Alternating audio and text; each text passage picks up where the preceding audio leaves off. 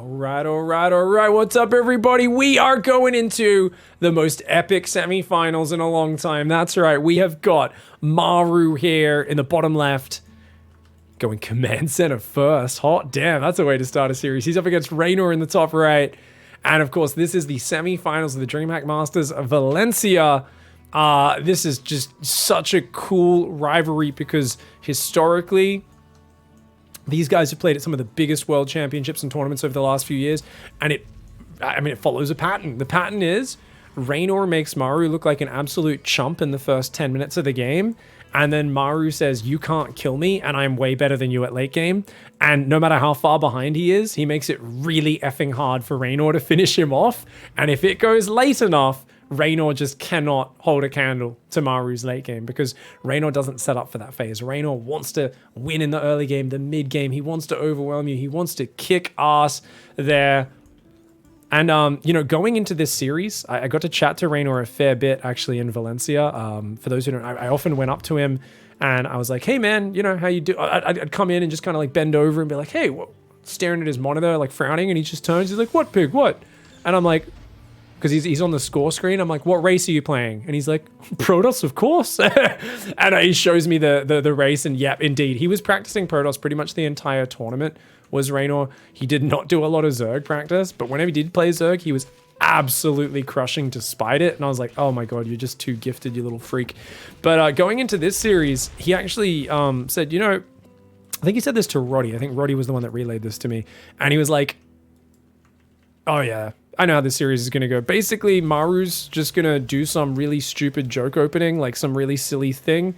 And I'm going to slap it down because I'm actually good at defending, unlike these chumps he's used to playing. And, and then he's just going to basically turtle up in his corner of the map and never move out for the next 25 minutes. And you know what, guys? Already we're seeing a pretty silly opening. Maru, I think, is opening 2-factory Blue Flame, and he's also messed up because he doesn't realize this Overlord snuck around the back. So Raynor's going to get this slow Overlord through the main, and he's actually going to spot exactly what's happening. And it's going to be, I imagine, Blue Flame plus Blue Flame Hellion drops as well? I imagine, I don't know. I mean, obviously, I usually would say this goes mech, but actually this doesn't actually go mech as much as it used to. It used to be you open 2-factory, you have to play mech. This can easily go into like non-stop Widowmine drops. You could go Drilling Claws. He's getting a Viking to deny scouting. It is Blue Flame. Now you might be wondering, why aren't we looking at Raynor's opening? This is a stock standard opening, guys. Quick third base finishes up here. It's actually not the quickest third this time. So Raynor is going just very heavy queens. He's got some creep spread out, good Overlord coverage. Hellion's finally putting on some pressure, but I mean, Maru's got to be so pissed off at this. The Overlord comes through and it sees everything. This is an incredible start for Raynor. He knows exactly what's happening. Drops a Roach Warren. Obviously, you don't want to be fighting Blue Flame Hellions with Zerglings, and Queens don't really have the mobility for it. Does Maru change anything up now that he's scouted? It doesn't appear to be. Looks like he's confident that he can try to make something work here. He even builds an armory. Is that to swap into Widow Mines, or is he actually going to go Hellbats? I feel like when you're scouted in this scenario, you know that the opponent's going to go Roaches. To me, it makes no sense to go for the armory. I guess sometimes you can drop the 4 Hellions, morph them into Blue Flame Hellbats while attacking the front. We'll see how it goes. Maru's a bit of a wizard. He might be able to make something of this. So far, 47 drones for Raynor. No spores, nothing like that. He knows he doesn't need them. Viking does get a second Overlord kill. That's pretty handy. But these queens should be able to get some nice damage on it. Maru, quicker response though. Hellion's finding some more tumors, keeping that limited. Ooh, the Ling run by could be big, but Maru's wall off is solid. His third command center very late, but it finally does start. And there we go. 4 Blue Flame Hellions going in the main. Queens should be able to shut this down, but he's going to commit anyway. Oh, not focusing the medevac. Raynor with a bit of a slow response there. Oh, he doesn't quite get the medevac. Raynor, uncharacteristically slow response, and his Zerglings are not counterattacking right now. Great Evo block. Oh my god, he manages to seal the drones in there. There was actually a hole in the bottom, but the Queen gets out here as well at the same time. Oh my god, fantastic defense by Raynor. Gets the medevac, kills all the Hellbats in the main. Looks like he did an Evo there as well to keep those Hellions out from getting inside. And the Lings, oh no, his depot's down. Maru caught with his pants down. Maru, not normally a player who struggles to get it up, but in that case, he just wasn't watching, and there was no reason for that depot to be down. He had his wall off up so quickly. Good SCV micro so far, but I mean, Reynor's not done yet. He will get the SCV putting the command center, which is a nuisance. 6 SCVs in total, 7 SCVs. Can he get number 8? Yes, he can. 8 SCVs when he's already shut down the pressure. And 66 workers are up. And Reynor's prediction of how this series would open up seems to be exactly correct. Maru has literally no choice but to turtle. There's nothing he can do but drag this out to the late game, try to do some Widow Mine drops to get some damage. Raynor is just way too far ahead. Like, this is... If it was anyone but Maru, I'd say it's game over at this point. And even for Maru, winning this game is a real stretch. I mean, he's just started it. He's got his engineering base. You could argue there's no Evo upgrades going for Raynor just yet. I don't think that matters because he's already got a 4th base on the way and he's fully saturated. He's oversaturated even. I mean, he can have his 4th full of mining before Maru even thinks about moving out to his 3rd. Oh, this could change things though. The Evo barely gets down. Oh, Raynor is so quick on those Evo blocks, man. 10 more drones on the way. Oh my god, Reynor's gonna have so much money. This is sick. And because he's playing bio, I don't think it has quite as much like comeback survivability as mech on the defense until much later when he's got lots of ghosts out. I think once he's got ghosts, he could absolutely do it. But we'll see how it goes, man. We've got the 4th over there. +1 upgrades on the way. So 1-1 Roach. Now that's interesting. Raynor might think it's mech. It's actually bio. Oh, so if he gets stuck on roaches, I mean, that could be a problem. He's so high on workers. I think if he does nothing but holds the roach key down, he should be able to go win the game right now. But look at this. Oh, looks like Widow Mine drops coming in. Double spores in position, though. Oh, my God. Oh, he already did it on that side as well. But there's been double spores in position on every side. Raynor knew the follow-up was going to be desperation Widow Mine drops. 2 Widow Mine drops come in, and they kill 2 workers. Yeah, that's a easy hold there for Raynor. Very nicely done. Medevac's going to F2 back through as well. That should go down. Oh, man. This is not going well. He's down 60 supply. The only thing is, if Raynor was playing Ling Bane Muta, I think this is the easiest win of his life from here. With Roaches, there's always the chance that there's enough like tanks on the high ground or something, and he lifts the 3rd and pulls back to defend. Raynor, he's almost maxed. He's 84 drones. He's going infestation towards Hive, and he still doesn't realize he's up against a bio play. That's, oh my god, that's the one disaster here. There's just not that many Marines, so I'm not sure if it matters. There's no combat shields even started yet, but he's moving Queens forward. Queens definitely can't help with this push. He's going to go for a big attack. He's not all together yet. He doesn't have that many Ravagers. Now, there is 1 siege tank shooting. He now sees the Marines. I don't think this is a good fight for Raynor. Really bad angle for him and his army not all together. Raynor eager to trade. He does kill 20 SCVs, so I think it's totally fine. But he misses the tank. He does finally get the tank with the follow-up biles. He missed it with the first ones. For some reason, the Queens walked off creep. I don't know why they came down here. A bit of a misstep for Raynor. He gets some damage, and he's so far ahead on SCVs that I think that's totally fine. He is going to swap, no doubt, into Ling Bane. We really want to see +1 melee, +2 carapace on these Evos. Does Raynor control group his Evos, by the way? He doesn't, I don't think. Yeah, he does not control group his Evos, so he has to manually click those. So putting his Evos in separate positions, something you regularly see pros do. Really bad idea. Some people say, oh, then you won't lose both upgrades if they get on top of them. Problem is he's not starting +2 carapace, and that's a really important upgrade. He needs that upgrade. Forgetting that is huge. The Roach Ravager is still veering around. Hive is now finally on the way. I mean, if he lets Maru back in this game, then that's really silly. Raynor, of course, not quite used to attacking on these maps, and this is such a defensive, turtley map where this position is so hard to break. But I think if he just attacks from there and here at the same time, he can easily kill him.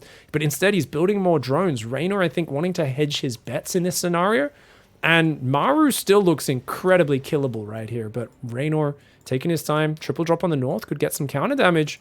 He's going to poke in and just look for the easy pickoffs. Raynor playing super careful StarCraft here, maybe uncharacteristically so. Triple drop in the fog, he doesn't know about it.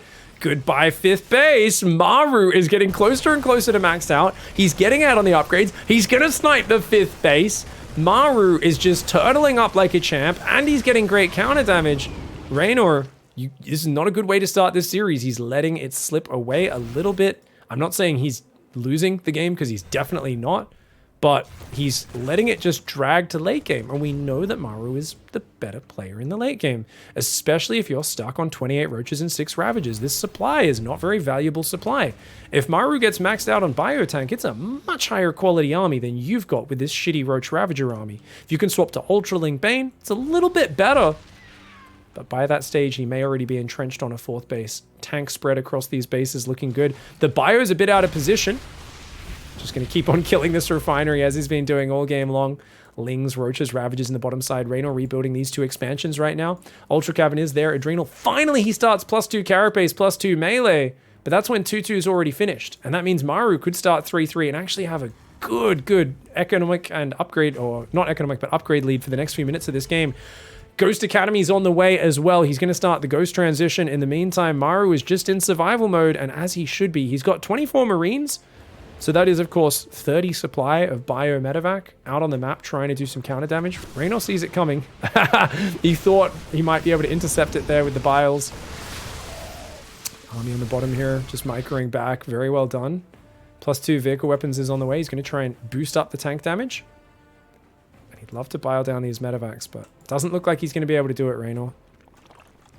A couple of spores and spines building on this base. He's taking another base in the bottom. Chitinous plating is on the way as well. 1 extra queen. He's only on 4 queens. Walking his queens off creep. I mean, you can see the creep is a little bit less oppressive than you'd expect. And the Roach Ravager needs to get back here right now. He should not be taking extra damage from this. And he does see it. The watchtower there. Definitely aiding Raynor. Maru still just not really wasting any units though. Double Spire transition starts, which will be the Broodlord swap, but Maru's just surviving onwards. He's adding orbitals. He's adding more command centers to just kind of block things up. He knows he's got the longer ranged army, so anything to just make units move awkwardly will be good.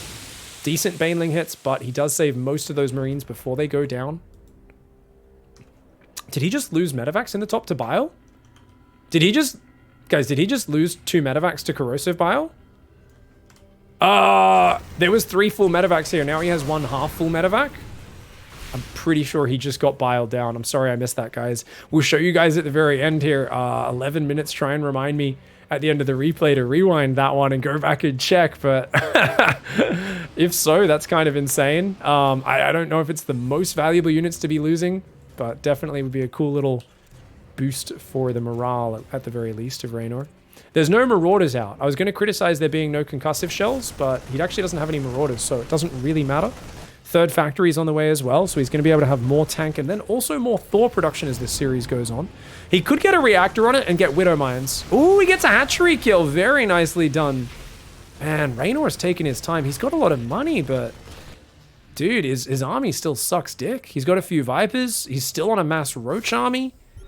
It feels to me like Raynor, maybe not floundering, but not being as decisive as I'd like to see going into this best of 5. Maru does lose a few Marines, but he's still slowing Raynor down a little bit with these drops, and he's up to 9 ghosts. He's building them 4 at a time. He's got 3-3. He's got a 2nd armory on the way. Vipers are going to do some parasitic bombs just to start wearing these down. I would have preferred he chained those 1 at a time, but let's pick on up, and there we go. 1 more parasitic bomb. We'll be able to kill those. And oh, Marines dropping, going for the Vipers. Very cute. Roaches will clean this one up. Maru's slowing this game down, and that's all he wants to do. He's building a wall here of command centers, branching in down. He's going to deny this base from Raynor. Raynor's taking the top left right now. He's going to try and attack from up there, saying, okay, if your army's there, what can you do? That's a lot of siege tanks, though. Against Roach Baneling, there's no Zerglings. If he had 50 Zerglings, they'd kill those tanks easily. But Roach Baneling is going to go down pretty hard, man. The snipes can always punish you on the disengage as well. You got to be real careful there. A couple of snipes do go down on the Queen. The Roach Baneling, if it chases into the tank fire, well, guess what? It gets gunned down. If it turns and runs, the Ghosts will snipe it on the retreat as well. Ooh, only 2 tanks down here. He does have a planetary there, but not much backing it up. Losing those 2 tanks, a very good trade for Raynor. Raynor needs to get rid of these Roaches. They are just such a shit unit. He's been hanging on to them for way too long for a man who is so rich. He does get in on the mineral line, though. 13 SCVs, very nice damage. Swapping into Mass Ultraling Bane. A lot of people, they call them Ultralisks are the unit you build when you want to throw the game. I've always talked about how that's completely wrong. Ultraling running in on this base right now would just smash. Yes, Ghost can snipe them, But it really is. There's such a good unit for multi-pronging and just smashing through your opponent's bases. But he should be Nidus Worming the main and attacking both here and here at the same time as Nidusing the main. If Raynor doesn't get a move on, there's going to be too many planetaries, too many layers of extra buildings and infrastructure just kind of blocking everything off. There's going to be ghosts everywhere to deal with the ultras. There are now Hellbats as well, guys. He's got +3 attack on the way. So if he gets Blue Flame Hellbats with +3, this is something that everyone has copied from Maru recently. He started doing it in the last few months. They will one-shot Zerglings because, let's go find a Hellbat. Where are they? They do 36 damage right now. With +3, they'll do, I think it's like 39 or something. So even a +3 Carapace Zergling will always get one shot. And Zerglings are one of the best units in the late game for finding little efficient engagements. Nice EMPs. A Blinding Cloud still does land on 4 of these tanks. Banelings going after the Ghosts. Will they find the mark? Some SCVs are going down in the mineral line. The Banelings aren't really landing the hits. They are forcing the Ghosts back so the Ultras can do some damage, but they all get gunned down there. A lot of the Ghosts take damage. Very few of them die. 14 SCVs and some tanks go down. We've got to check in on that units loss tab. There is currently a 4,500 resource advantage at the 16-minute mark for Maru. So he's traded 4,500 resources more efficient. That's totally fine. You know, that's not crazy for this matchup. It's not too bad for Raynor. You just got to keep an eye on it to see, does that get better or worse? For Maru, he wants to be trading probably at about double the effectiveness, just with how few bases he has. But as long as he can just keep securing one base at a time, and as long as Raynor doesn't mine out like this base, then he'll be good. I've been telling Raynor for a long time that in these sort of games, he should be immediately taking all the corner bases, all the forward bases, and transferring workers from these safe bases that are easy to defend out to these forward bases. He's never listened to me, and neither has any of the other pros. I've been ranting about it for about a year now in my cast, because we see a lot of these very turtled up games on some of these maps, especially against Maru, and no one punishes him for it.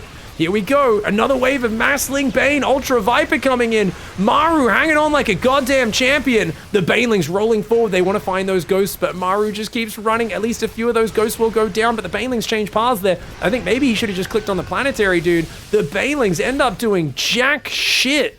He kills 12 SCVs in a command center, but he's now down 9,000 resources in the units lost. There's plenty more command centers. Maru can float a new one over. Maru's got a new command center in the bottom right. I mean, Raynor needs to shut this base down with his next attack and then keep attacking here. Where's the Nidus? Where's the drop? Imagine if he dropped 60 Zerglings in the main right now. Anything to open up a new front. That's all you've got to do. Raynor, I mean, you're facing a Maru whose whole defense is based around static D. It's planetary fortresses with tanks sieged up, liberators sieged up behind cliffs, immobile ghosts that do not have stim. Where's the Zerglin drop? Where's the Nidus Worm in the main? Right now, it's looking a little uninspired for a Raynor who, yeah, he's thinking about going Infestors and Broodlords. Now he drops the Nidus Worm. But it feels like Reynor's such an expert in the early and mid game. Sometimes he's only going to these extra tools that are going to allow him to win the late game when he gets forced there. And he could have done this 10 minutes ago. Banelings do blow up the SCVs as they retreat. That's a very good wave. Can't be letting this base get up for free. I mean, Maru still does not have that much money in the bank. Remember, he was so far behind earlier on. And he's getting stretched out to the bottom right of the map. The Overseer comes in. Do we see the Nidus Worm? Well, there's nothing inside it just yet, and I think Maru might be aware of what he's going for. Once he sees an Overseer there like that, he should know what's going to be happening. And there we go. First Nidus Worm comes up. Instant response from Maru. Should be able to shut that one down, especially since there is nothing inside it right now. Raynor is using it as a distraction. He's actually just attacking the front. Oh, he piles down the lid, but a few Ultras get popped there. Here we go. More snipes coming in. The Banelings should be able to get rid of... Oh, blow up here, blow up here, blow up here. If he blows up there, he could have taken out both command centers, and he does. Managed to take out both command centers. Not too bad there. He does veer back in on the top. Looks like he also took out some of those siege tanks there. The tank count is now down to just 3 siege tanks, guys. So there's one tank... Yeah, I mean, there's not many tanks at all. There's an unsieged tank. There's a tank there. There's another tank somewhere else on this map, but God knows where it actually is. And it feels like Maru, even though he's been trading way better now, 10,000 resources ahead, he doesn't have much bank. On the other hand, Reynor's bank is not great. He's still only transferring to these bases as he mines out the previous ones. And I've told you guys why that's a bad technique. He really should have taken this hatchery and started mining from it. He should have been fully mining this the whole time. Maru has not been in that vicinity for a long time. Even by taking those bases, you're removing minerals from what Maru can ever mine on the map. It is actually damage. It's the slowest sort of damage, and that's why a lot of pros underestimate it, because they're more focused on the tempo and the here and now. But I gotta say, This is something that's criminally underutilized by Raynor in this game. It's something where in a game where you're playing a million miles an hour and there's a lot going on, shit like that doesn't matter. But when your opponent is Maru and he's literally the guy in PUBG who's gone and found a little single man shed and he's hiding in a corner behind the door, let's be real, guys. That's what Maru's whole style is in the late game. And it makes sense. It's what you have to do when you're behind. But it's his whole style. He's hiding in a shed behind the door. He's camping, man. There's not a lot of pressure on you. You should be taking advantage of these details. Raynor attacks on the south side. He gets absolutely blitzed by snipes. And Maru destroying that army. Guys, Raynor outclassed Maru in the opening. He scouted him. He shut him down. He got miles ahead. But if he can't finish the game from there, and if he can let Maru get to Mass Thor Ghost Hellbat, by God, man, this does not look good for the Italian stallion. I mean, this feels like Maru's able to play his game and Raynor is not throwing enough curveballs. He's got a few Nidus Worms up, but they were never loaded. He's now going into Broodlord Infesta, and this can work against this style, but he's already spent his entire bank advantage, and it's really going to come down to how the spells go. Now, if you can neural the Thors, that's a game winner. If you can fungal all the ghosts in a ball, that's a game winner. On the other hand, if the Thors can just stand and fight with the Broodlords get obliterated, as long as the Thors are all able to fight. And, ooh, hold that thought. Banelings take out another command center. Some Lings get a little bit of damage done, but tanks on the high ground still doing good. New Nidus Worm in the main. 2 Zerglings going to be able to pop out of that, but not really utilizing these Nidus Worms at all. It feels like Maru normally is so good at defending the Nidus Worms. Raynor is just expecting them not to work, and for once they actually are getting up, but he's just not utilizing them. The Broodlords are sieging this base. 13 SCVs go down. That's very good damage. The thing is, Maru's up 30 army supply right now. If Raynor wants to win this fight, he needs to throw workers away, and he needs to do it right now. I would say he's going to need enough Broodlords to one-shot a Thor. I don't know how many Broodlords that is, but it's probably about 25, maybe 30. Some crazy number. And if you're going to fight Thors with Broodlords, you need to be able to do that.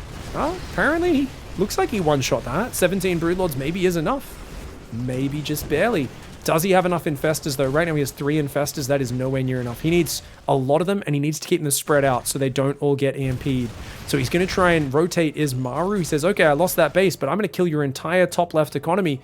I will win this trade. Now, maybe you should actually push in here as Raynor. Give this up, because you know you're going to lose these bases. He's trying to run his drones away. He's trying to rotate. He's got a lot of Banelings. If they can get on the Ghost Hellbat, they will do massive damage. But if the tanks are sieged, the Thors are in front, the units are spread out, the Banelings won't be able to find that. Trying to rotate over to this left side is Raynor. He's already lost 2 hatcheries. He's about to lose a 3rd one.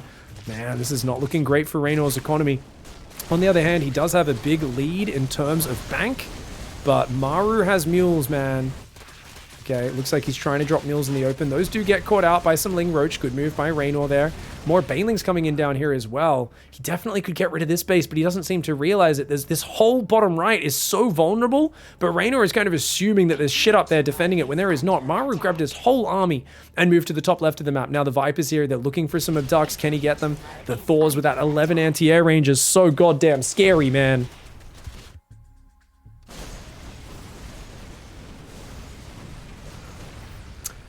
All right, we've got Infestors there. Command Center's floating around right now. Maru thinking about where do I secure my next base? Remember, he's got, how many orbitals does he have? 7 orbitals, so he's got plenty of scans right now. It allows him to see everything that's happening.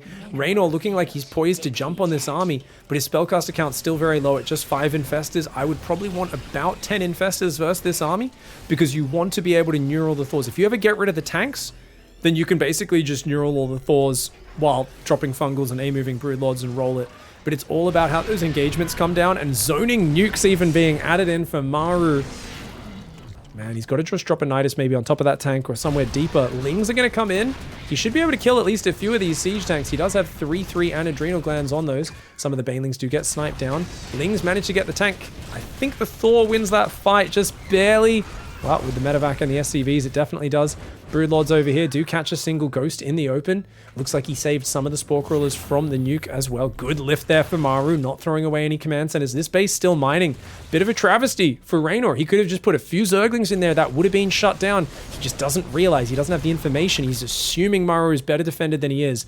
Likewise, I'd like to see big Ling run-bys up the natural into the production, as well as more Nidus Worms in the back. He's got to work these angles. The problem is he's swapped to a more Broodlord style, and that means he's very, very immobile. That army not able to keep pace with a lot of what's going on this map. He's got a pack of Banelings, a couple of Lings. He doesn't really have the mobile force, and that's why Maru's able to be the one with this blob.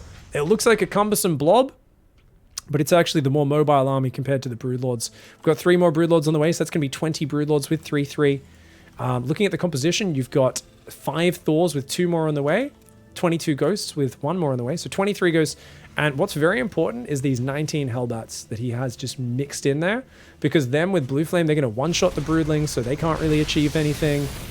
Finally denying this base here, but there's only about 1,000 minerals left. Reynor's going to try and capture that 1,000 minerals with a hatchery. I don't think that's super worth it, but, you know, he's quickly trying to do as much as he can. Maru's realizing, okay, I've expended this part. As long as I can take these bases up in the top, then that's all that really matters. At this stage, you can try to punish that by pushing down the bottom right as the Zerg, but if you do it, you give up this base. It's not too big a deal. I mean, if Raynor pushes the top left and denies these bases, he could win the game. He definitely could do some great stuff with that. Another Nidus Worm popping up at the front. Still only 5 Infestors, and he's actually building Hydras right now. Does he have a Lurker Den? My god, he's got a Lurker Den, guys. He's also made at least 1 Lurker upgrade. I don't think he made Adaptive Talons, which is a bit of an issue. But he's going to add Lurkers, and Lurkers do pretty good versus the Hellbat Ghost. They won't get their splash damage annihilated the way the Broodlords, you know, the Broodlings are going to get cleared. Hellbats don't do nothing versus Lurkers, so it's actually a really smart little detail that he's added in. I like that the Overseer's coming around the backside looking for new angles. Maru trying to deal with this Overseer. He does not want to let that get up. He's got a Thor in a medevac. New Nidus Worm goes up from the Changeling. Very well done there by Raynor, using multiple ways to get the vision. I love that the Thor and the medevac's just kind of chasing him there. He sees this one now coming on up. We've got another nuke starting to morph little by little. It's all going to be about the efficiency in the long run, because all of the early momentum has now disappeared. 13,000 resources behind the units lost. Even if Raynor mines a lot more of the map, he's going to need to crush the final fight. He's going to need to not just beat Maru by trading, you know, oh, I traded 3-2 efficiency, but mined a lot more of the map, so I win. It's like, no, dude, you can't just trade at 1.5 times the deficit. If you're letting Maru mine this much of the map, you need to do much better than that. Come on, lings, lings, lings, lings, lings. Oh, man, if he popped the lings out, he could have killed that Thor, or at least pushed it back. Remember that Maru's pretty much maxed. I mean, Raynor definitely could do some cool things here, but he's just not being effective with his Nidus Worms in this game. And Transformation Servo is now coming in that's going to allow the Hellbats to transform if they want to. Thors will be able to pull out their Big Daddy guns or their splash damage guns, depending on the situation. There's way more mining coming in from Maru in terms of whenever he drops mules, at least. And on the other hand, Raynor, what's he got? Neural Parasite is now on the way, but he's only got 5 Infestors. I was saying earlier, I think that you want to have about 8 to 10 Infestors, because if you can land those Neurals, it's an absolute game winner. You also want to keep spending Changelings in and just spread those Infestors out and see if you can land Fungal on these Ghosts. I mean, that's really what you should be looking for in these scenarios. Abduct the Liberator, pull back. Fungal the Ghosts, you know, and try and chain that and land a Broodlord shot on them. It's just scary because of the ranged firepower. The Ghost's able to snipe or EMP you at an instant. The Thors with their 11 anti-air range are just super deadly. Raynor does go for 25 Broodlords right now. Okay. Tack's going to move down this bottom right side. Raynor still hasn't saturated this base, or this base. He's only got 46 workers. But, yeah, it's kind of a shame to lose these. There's still a lot of minerals left on them. Maru's going to give up his top left. Is this a mistake? Oh my god, the Infestors are all just clumped. They get double EMP'd. A huge mistake. Raynor just leaving them. Oh! The snipes come down. Is this a good move or is it a bad move, though? The Broodlords do actually shoot through a lot of those Ghosts. I think he lost 3 or 4 Broodlords, and a lot of Ghosts went down. About 10 there. I actually think that was a bad move for Maru. Even though he thought, hey, I got rid of your Fungals, there's just so many brutes. Oh no, Raynor! Raynor though! Oh, he pulls his Overseers back and he goes to Dicktown there. And he does get a couple more Ghosts, but not before losing another 8 or 9 Broodlords. Ooh, that is not great for him. He's now lost a total of 9 Broodlords for 18 Ghosts in this game. Units lost 16,000 resources in favor of Maru. Maru did give up 1 base. He's still got a full mining base there, though. He can lift a new command center to the top. And that movement causing problems for Raynor's ability to mine. Raynor at 150 army supply versus the 157. The Zerglings are here. More Broodlords being made, but man, this game, very impressive play by Maru. Very methodical, very slow. On the other hand, I'm going to be scathing. I do not think Raynor utilized his early lead very well at all. I think Maru was given a little bit of a free pass back into this game. I think there's a lot of... I don't think you need to be a god gamer to win from where Raynor was after defending the early pressure, but I think he thought he was playing against mech into ghost mech because he's had trouble beating that in the past, and I think he was kind of in his own head about that coming, and that's why he was so focused on the roaches. And then when he saw, wait, this is bio roach? I think, like, bio tank? What? I think he was kind of confused. He was like, oh, you're gonna play bio versus me? And he was just a bit too slow to adapt. He stayed on mass roach without trading for way too long. He overbuilt workers. I think Raynor could have won the game if he just stayed on 75, 80 drones. That's more than a good enough economy with how far ahead he was. The real way he was gonna lose is if he just gave his opponent enough time to get back in the game. And that means waste your time building more workers instead of using your already massive economic advantage to make an army and kill your opponent. I think that's what Raynor messed up on in this game. I think now he's forced to play a super technical endgame. He's shown he can do it in the past. It just, to me, feels like he's made it way harder than it needs to be. I do want to see, though, if the lurkers works out. 5 lurkers jumping on top, sieging and blasting the hellbats, the ghosts. Hey, it could be really, really bloody cool. I've never seen the lurkers added to the Infestor Broodlord late game, but when you get to such a stalemate situation and such massive army supplies, it does make sense. There's no money left on this base, so Reynor's just going to take this base down here. He's like, I'll just take these bases, whatever. Just going to try and see what can go on. 9 Thors, 17 Hellbats, 21 Ghosts, 2 tanks. So 2 tanks, that's not a lot to deal with Neuroparasite. Guys, this army actually looks so vulnerable. Like, if I look at that, I'm like, dude, that looks so weak. Now, obviously, the ghosts can come and help it out. But if you can, like, land some fungals and then, like, neural a bunch of these Thors, like, if you clear the Hellbats on one side and you neural 4 or 5 Thors on the flank, like, man, that's huge. And he's up to 11 Infestors now. So I think Reynor's going to be thinking about landing that maneuver. But I want to see a lot more manual spreading of those Infestors. I don't want to see them sitting in a big clump like this. He does have a Viper Broodlord key, and he has an Infestor key, and he has a Lurkerling Bane key. So decent control groups. It's not bad by any means. 3 army groups is pretty darn good, but we'll see how well he pulls that off, because he's still very hard to control click the Vipers in there. Like, there's a good chance when the fight starts, the Vipers either get their spells off at the very beginning of the fight, or they just die. It's one or the other. Now, he's actually going Fusion Core. Guys, we're going to see ranged libs. Ship weapons coming in. That's a great counter to Neural Infestors, because ranged libs have fantastic range. If you have like 6 or 7 ranged liberators sieged up and you're scanning, you're going to shoot those Infestors down. So it's an even better unit than the siege tank, I find, because the siege tank kind of friendly fires your own stuff in the late game, and especially with Broodlords around. Whereas you're going to see the advanced ballistics liberators just gun down the Infestors from very far away. And final piece of the puzzle. Thor, Ghost, Hellbat, and then Range Liberator coming in on top of it. Reynor's taking this hatchery. Complete waste of money, in my opinion. I get there's gas on it, so maybe it's worth, but I don't know. I would just long distance mine these extractors if I was him. Because he's got so few mineral patches to mine from, right? Oh, he's still got a decent income. So many minerals still getting sucked up in the top left of the map for Maru. The banks are pretty similar for both sides. Here we go. Looks like Maru might want to force the fight. Oh, he snipes the Infestor that was burrowed there, the little pervy Infestor. He's got turrets pretty far forward on the map as well, which makes it hard for Infestors to just follow his army. Notice he's building more and more turrets to make sure he doesn't just fall victim to some big ambush fungal popping up from under the ground.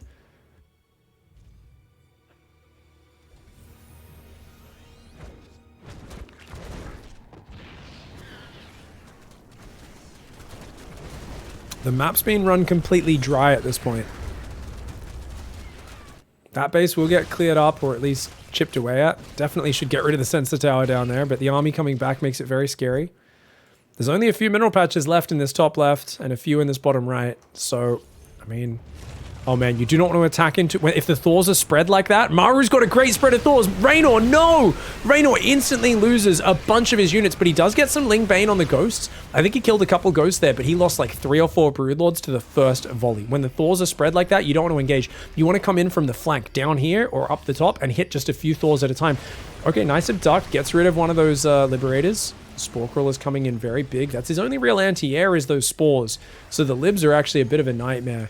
He's trying to build 2 more Vipers as he just lost his Vipers, and he realizes those Liberators are going to cause him a big problem. Let's see what Raynor can do. 5 Lurkers. He's got the Infestors incredibly clumped up right now, but that's kind of just what you have to do, I guess. And the tank's gonna, single siege tank is gonna start pushing these spore crawlers back. Oh, this is very cute. He's not gonna be able to mine this gas, so Raynor's gonna be a little annoyed there at the nuke. Oh, the nuke there, just forcing Raynor off this base. Raynor is like, are you serious, dude? He's not moving far enough back as well. You gotta move further than that, bro. You're gonna lose the spore and spine if you don't run those. He loses one spore, one spine, a few creep tumors. He's got some more zerglings here. Banelings can be massive for rolling through the Hellbat Ghost. He's trying to rely on like lurkers and fungals, but there is an argument behind always having like 20, 30 banelings in support. Okay, I really think there's, yeah, the Broodlords need to come forward, man. The tank is being a bit of a dickhead now. He gets rid of one lurker. Oh, some nice EMPs landing on the Vipers, but the Infestors are still there. And there we go. Just a single Infestor goes forward, lands a good fungal. The Lurker's pulling back, though, because the Liberators were killing them. And he's trying to focus down the Ghost. He's actually doing pretty good. A big fungal lands on the Hellbats again. He's going to try and take out... Yeah, if you get rid of the Siege Tank, I think that's actually pretty big. But a nice pickup with the Medevac, pulling back. And a bit afraid to chase too far. There is Raynor. Units lost tab. We are currently at 18,000 resources advantage for Maru. So he continues to appear to be a bit more efficient. The bank getting smaller for Raynor, getting bigger for Maru. 6,500 versus 5,500 in the Terran favor. Some Lurkers and Lings looking for a little bit of a run by there. Some Tumors getting sniped down. Alright, so he's got some Lings going for a run by, but Hellbats are popping out, so I don't think they'll do too much. That being said, they get on top of the production at the very least. They do something. How many Broodlords are there? 26 right now.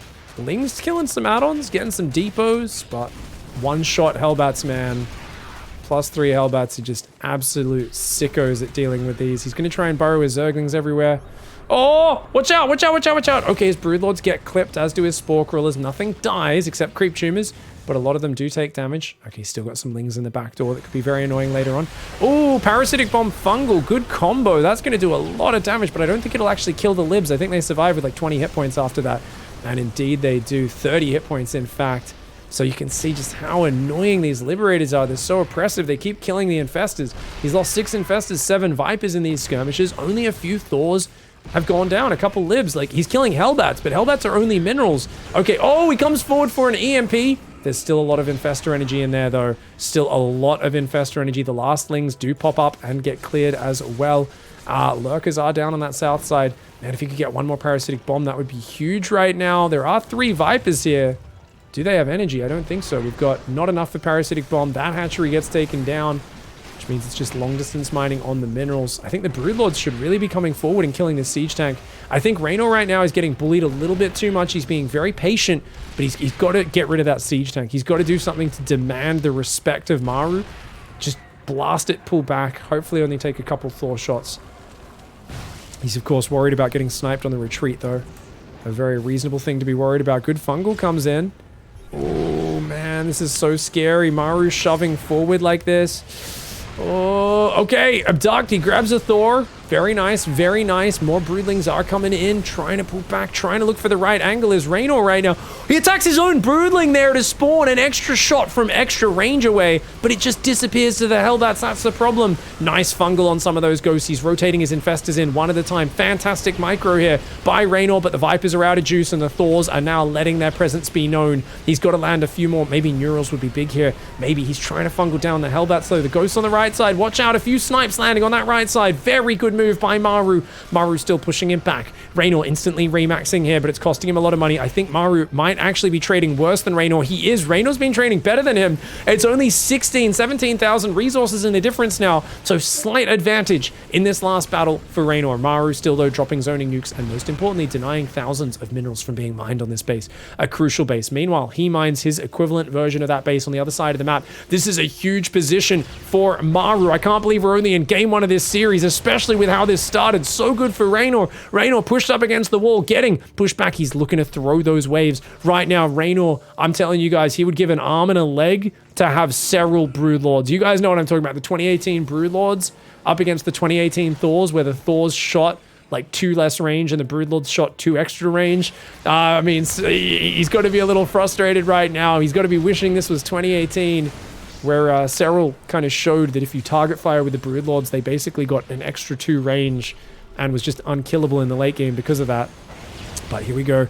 Broodlord's trying to fire from afar. They clear 1 or 2 Hellbats. He's going to try and... Oh, good fungal from Raynor. He gets some shots down, but the Hellbats are clearing those Broodlings too quickly. He's still got some more energy in the backside. The Hellbats are starting to fall. It's going to be just Thors versus Broodlords. Giant battle, 32 Broodlords, 11 Thors. One of the Thors goes down. Another Thor getting very low there. Is he going to have to... If he can get the Neurals, remember that's huge, but there's still Libs and tanks covering on the ground. And Maru's trying to shove in, but Raynor being so patient, picking him apart. The Corruptors are taking out the Libs. The Infestors are getting gunned down, though. That is a problem, but the Corruptors cleaning out the Liberators while the Broodlings just take the aggro from the Thors. The Corruptors survive way longer than I thought they would. EMP lands on the Infestors, but big fungal answers it. The Infestors are out of energy. The Broodlords letting their presence be known. 22 Broodlords versus 8 Thors. Ghost coming in from the right side as well. There's way more Broodlords than there is Terran army left, and remember, there's no Hellbats left, so the Broodlings are actually doing significant damage. Their needle claws are absolutely just needling these Thors, kicking them in the shins, biting at their fucking ankles, and that is a crushing victory for Raynor, who, I say crushing, well, he's way ahead in supply, but he's down 20,000 in the resources, so maybe it wasn't actually efficient. I don't know, man. He somehow killed so much supply and yet isn't ahead in the efficiency. You explain that. I guess he keeps losing bases and spores and spines, so that's where the cost efficiency doesn't matter, because actually, if we think about it, most of that is the 26 spore crawlers, the 15 hatcheries, the 5 spines. That's where his cost inefficiency. Army to army, Raynor actually did crush this battle. The problem is he's lost his entire economy. He's got 1 base mining. There's still so much money for Maru, and Maru's actually rebuilding 4 Thors, 4 Medivacs, 2 Ghosts. He's rebuilding a giant army. Raynor's rebuilding 3 Vipers. He's got 16 Broodlords, but he doesn't have money, and Maru's still got another couple thousand resources in this top left, and that is a big problem. I mean, he doesn't even have a hatchery building right now.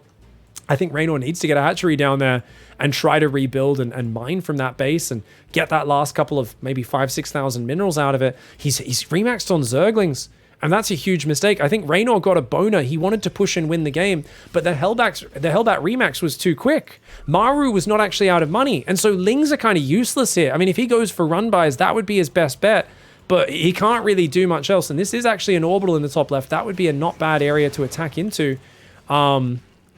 But right now, the Thor Hellbat, I mean, the Lings are useless. What do we got? 16 Broods, 5 Infestors, 3 Vipers. The Lings need to go run by. They are not going to help in a frontal fight. And this hatchery, it's so vital. Maru realizes if he denies this hatchery, he denies Raynor's mining. Ooh. Okay, this is getting weird now. Oh, he gets 1 abduct, 2 abduct. Okay, 2 Thors go down. Can they take out any Vipers? I don't think so. A fungal lands on the Hellbats. Raynor. Oh, he even fungals the Medivacs. The Ghosts are getting flanked by the Zerglings, but there's still Hellbats in there. And even though the Ghosts on the bottom... Oh, there's a single Hellbat in the bottom. He kills 35 Zerglings on his own. The Broodlords go for the engage, but there's just too many Thors. Their Hellbats are still in there. There's just 1 or 2 Hellbats that are clearing so many of these Broodlords. Raynor's gonna have to pull back. It was a sick engagement, but there's just too many Hellbats spread throughout this army, and it can't counters the Broodlings. It counters the Zerglings. The Hellbats. This one has 15 kills. They are doing so much damage. He even picks that one up and saves it. Dodges a bloody mid-air fungal like the Chad gamer he is. And Big Dick Maru says, you cannot mine from this base. The Ling reinforced from Raynor. The desperate Ling reinforced. Just not able to find the angle. Any other Terran player gets caught out without enough Hellbats. Maru realizes he's constantly scanning. He's like, you're remaxing on Zerglings. I'm just going to not stop making Hellbats. They are going to make my Thors and Ghosts worth so much because your Lings can't do shit, dog.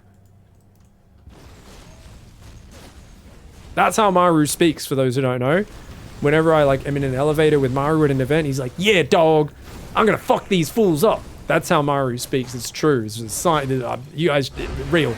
Honestly, though, sick comeback. What the hell? Maru had no business winning this game. He was dead in the water 7 minutes into the game. 44 minutes later, he's like, kills almost 100,000 resources of Zerg while losing 73,000 himself. This does not include the Banelings that blew themselves up, but you can just look at those units lost. 42 Broodlords, 69 Roaches, and a very happy Terran player. Very well played there. Maru, despite a terrible start, gets such a huge psychological win. Bringing back game 1 like that is crushing mentally for Raynor. Okay, so I think this here was the moment, guys. 12 minutes 20, and Raynor's been looking for the vials on the Medivacs, and he gets 2 full Medivacs with the vial. Oh my god, sick plays. But I mean, some sick plays in the midst of otherwise. I think Raynor looked a little bit scared to take the fight to Maru this game. I think he absolutely could have swarmed over him, guys. I really do think when you're that far ahead, there are ways to just smash, kill, overwhelm. But that was pretty cool. All right, well, that was a demotivating game one, guys. Let's see what he can do going into Inside Out. The next map, bit of a smaller one. I think a bit more Terran favored for Maru up here in the top right. I mean, the opening, it's like you just got to be more decisive and finish the game a lot quicker, I think, as Raynor. And yeah, he just unfortunately was playing a little bit, just kind of let Maru claw his way back into that game. And I don't even know if Maru had to claw his way back in. I feel like Maru just did business as usual defense, and Raynor never even really tested the defenses. He went for that first big roach attack, which was kind of a half-baked attack. His whole army wasn't there. But he killed 20 SCVs, which was kind of good. But he moved 5 queens off creep with it for, like, God knows why. I don't know what he was doing that for. And then he just, like, remaxed on roaches and then just sat with the roaches. So I got to be very critical. I think Raynor would be very critical as well. I think he had a misread on the game. I think his head wasn't in the right space in terms of, like, he just didn't seem to understand where he was in the map. And the fact that he was so incredibly far ahead, and feels like he didn't feel happy realizing, oh, this is not mech, it's actually bio off the 2 factory opening. Didn't really know how to leverage that position. I think even if he just, like, at Hive Tech just went straight to, like, a Broodlord Infestor army, I think he had so much more bank than Maru. And Maru wouldn't have been able to defend, but he kind of sat on ultras for a long time, finally started smashing into bases. And I mean, I'm sure there's Raynor fans are like, shut up, pig, don't criticize my hero, But let's be real, it was not the cleanest game for him. Now, Maru is going to go reactor first into a factory. Now, he could, of course, go for a marine drop, has gotten more common recently. Build Hellions one at a time and then swap the factory on here after 3 or 4 Hellions and go even more. We often see Maru go like marine into reactor, like reacted marine, marine drop, Hellion poke the front, and then a battle cruiser, and then play mech. That's been a traditional Maru special for a long time. See if he wants to opt for it here. So small maps. Small maps can be very bad for mech sometimes because, like, the opponent's pushes get to you a bit too fast. On the other hand, a slow-moving mech army can cross this map very quickly and go from a defensive force into a very scary offensive force very quickly. Double Hellion coming out. So this is not a 3rd command center opening. He's going to once again look for some momentum early and some damage. It's interesting. Normally, I would expect a creep tumor here for a Raynor, but he's just kind of chilling with this queen. He does actually go for the 2nd inject in the main, 2nd tumor on the natural. Okay. I think a laser's opening is a bit more tight than that. Does feel a little sloppy for Raynor. Oh, he's going after the SCV. Can he get it? Oh my god, the SCV hiding there and shifting, and the Zergling stopped attacking it. Oh, damn. Nice positioning there for Maru. 4 Marines. Did they just get an Overlord, guys? 4 Marines just walked across the map and killed an Overlord over here. Oh, that's really annoying for Raynor. Raynor could be really thrown off his game now. There is indeed that medevac on the way. It's going to be, oh, Widowmine drop with an armory. Oh, Maru just loves his Widowmine drops, doesn't he? Alien's going in there. They take a bit of damage. Not really worth it. A Zergling walks in and sees the armory. Should know exactly what's going on. Raynor will be able to get Spore Crawlers in time. His work account's not amazing, though. He definitely needs to drone up pretty hard here. He's going to go for a Baneling Nest just in case there's Hellbats. Oh, he might misread it and think there's Hellbats, when in fact it's actually just going to be an Armory Widowmine drop. He does build Spores, though. 1 in the main and 1 in the natural as well. And is holding that drone key down pretty hard. Raynor in a very nice setup here. There's going to be a Liberator coming in behind this. Maru once again. I mean, this is so committed, guys. His 3rd command center is not going to be going down until about 5 minutes, which is an incredibly late 3rd command center. He's really relying on doing some damage. He's got some Marines running in here, but he doesn't want to get those surrounded by the Zerglings. Oh, he barely saves the Alien. Very well done. Queen's in position. And a Spore Crawler. Man, Raynor's always so ready for these Widowmine drops. Maru loves them. Oh, no, watch out.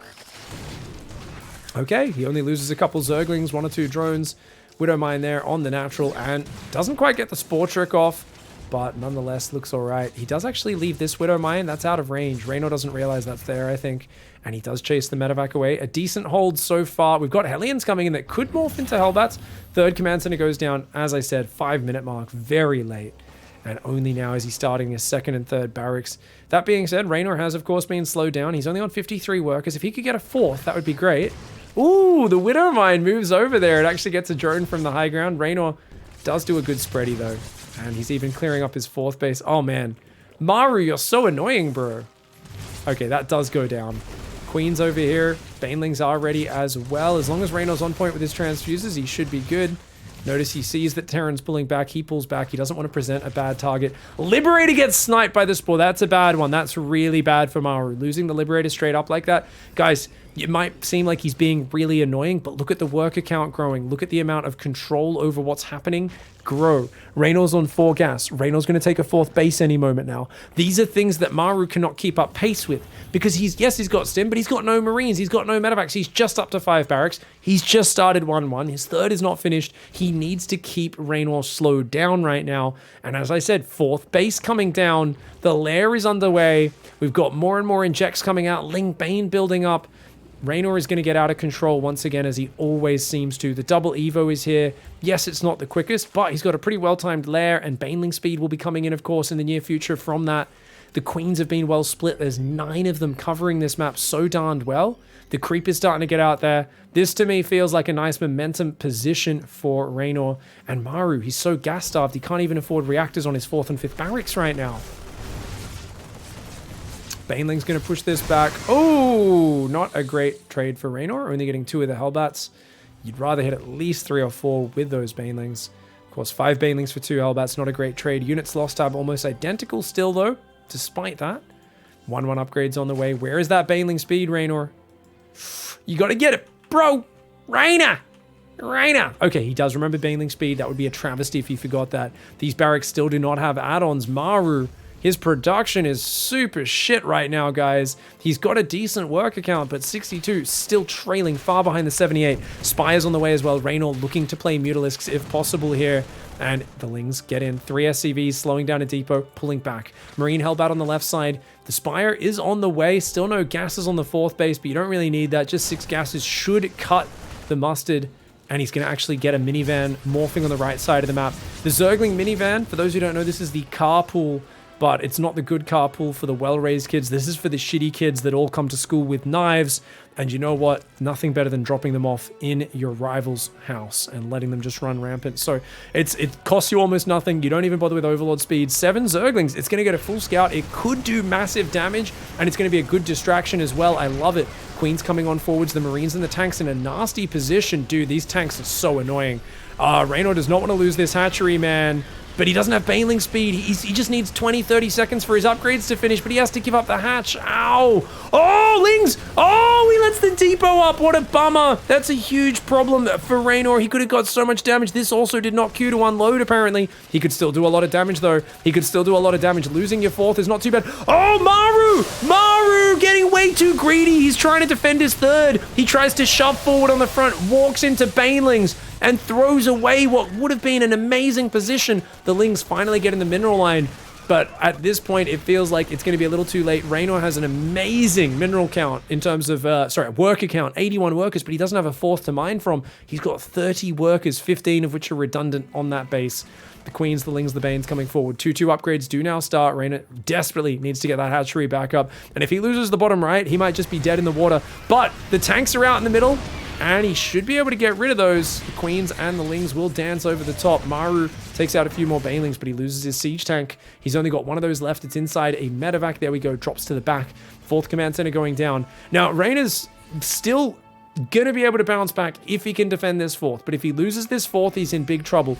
I think Maru gave up a massive amount of momentum by trying to shove forward with this army and getting just massive Baneling hits on his face. If he just kept that army where it was already being annoying. It was keeping the creep back, denying Raynor from taking the base.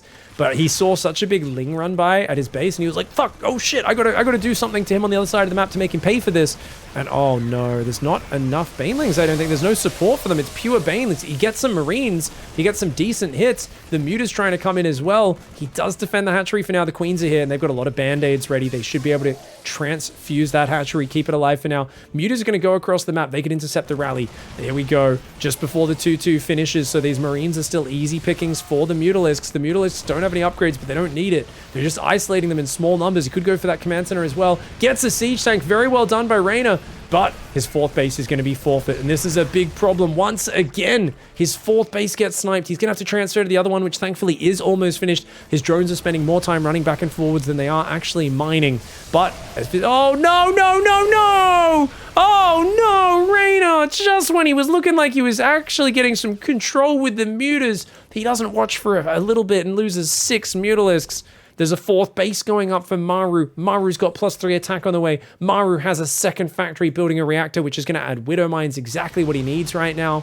The mutas, though, are still finding some damage. A bunch of SCVs will go down in the top left, and there's still a very healthy work account for Raynor. Rebuilding the hatchery in the bottom right. He's trying to respread his creep. It's not great creep spread for Raynor, but the mutas keep his opponent pinned back. He's got some creep in the middle, and his Lings will run into these Marines. Not a good fight for the Zerg. No Banelings nearby to help deal with the clumped up Marines. All the upgrades finishing for both sides. It's 2-2 versus 2-2 for the foreseeable future. Thors are on the way. 4th base getting up some turrets. Siege tank there. Some Marines doing some nice spreadies. Oh, I don't know about this engagement for Raynor. Does take out a few Marines. And Drilling Claws is on the way. 7 more drones. Infestation Pit as well. Okay, he's going to think about the Hive Tech. Raynor seems to have made it past the scary middle stage of the game, but... oh man, that was some real intense fighting, and I keep thinking back just to that moment where Maru ran those Marines into the Banelings. That really gave up the momentum. I think it's still a very close series right now, and it just comes down to the movement. Now, historically, when you give Raynor mutas, he finds a way to kill Maru. Maru's defense is so good against the roaches, like in that last game.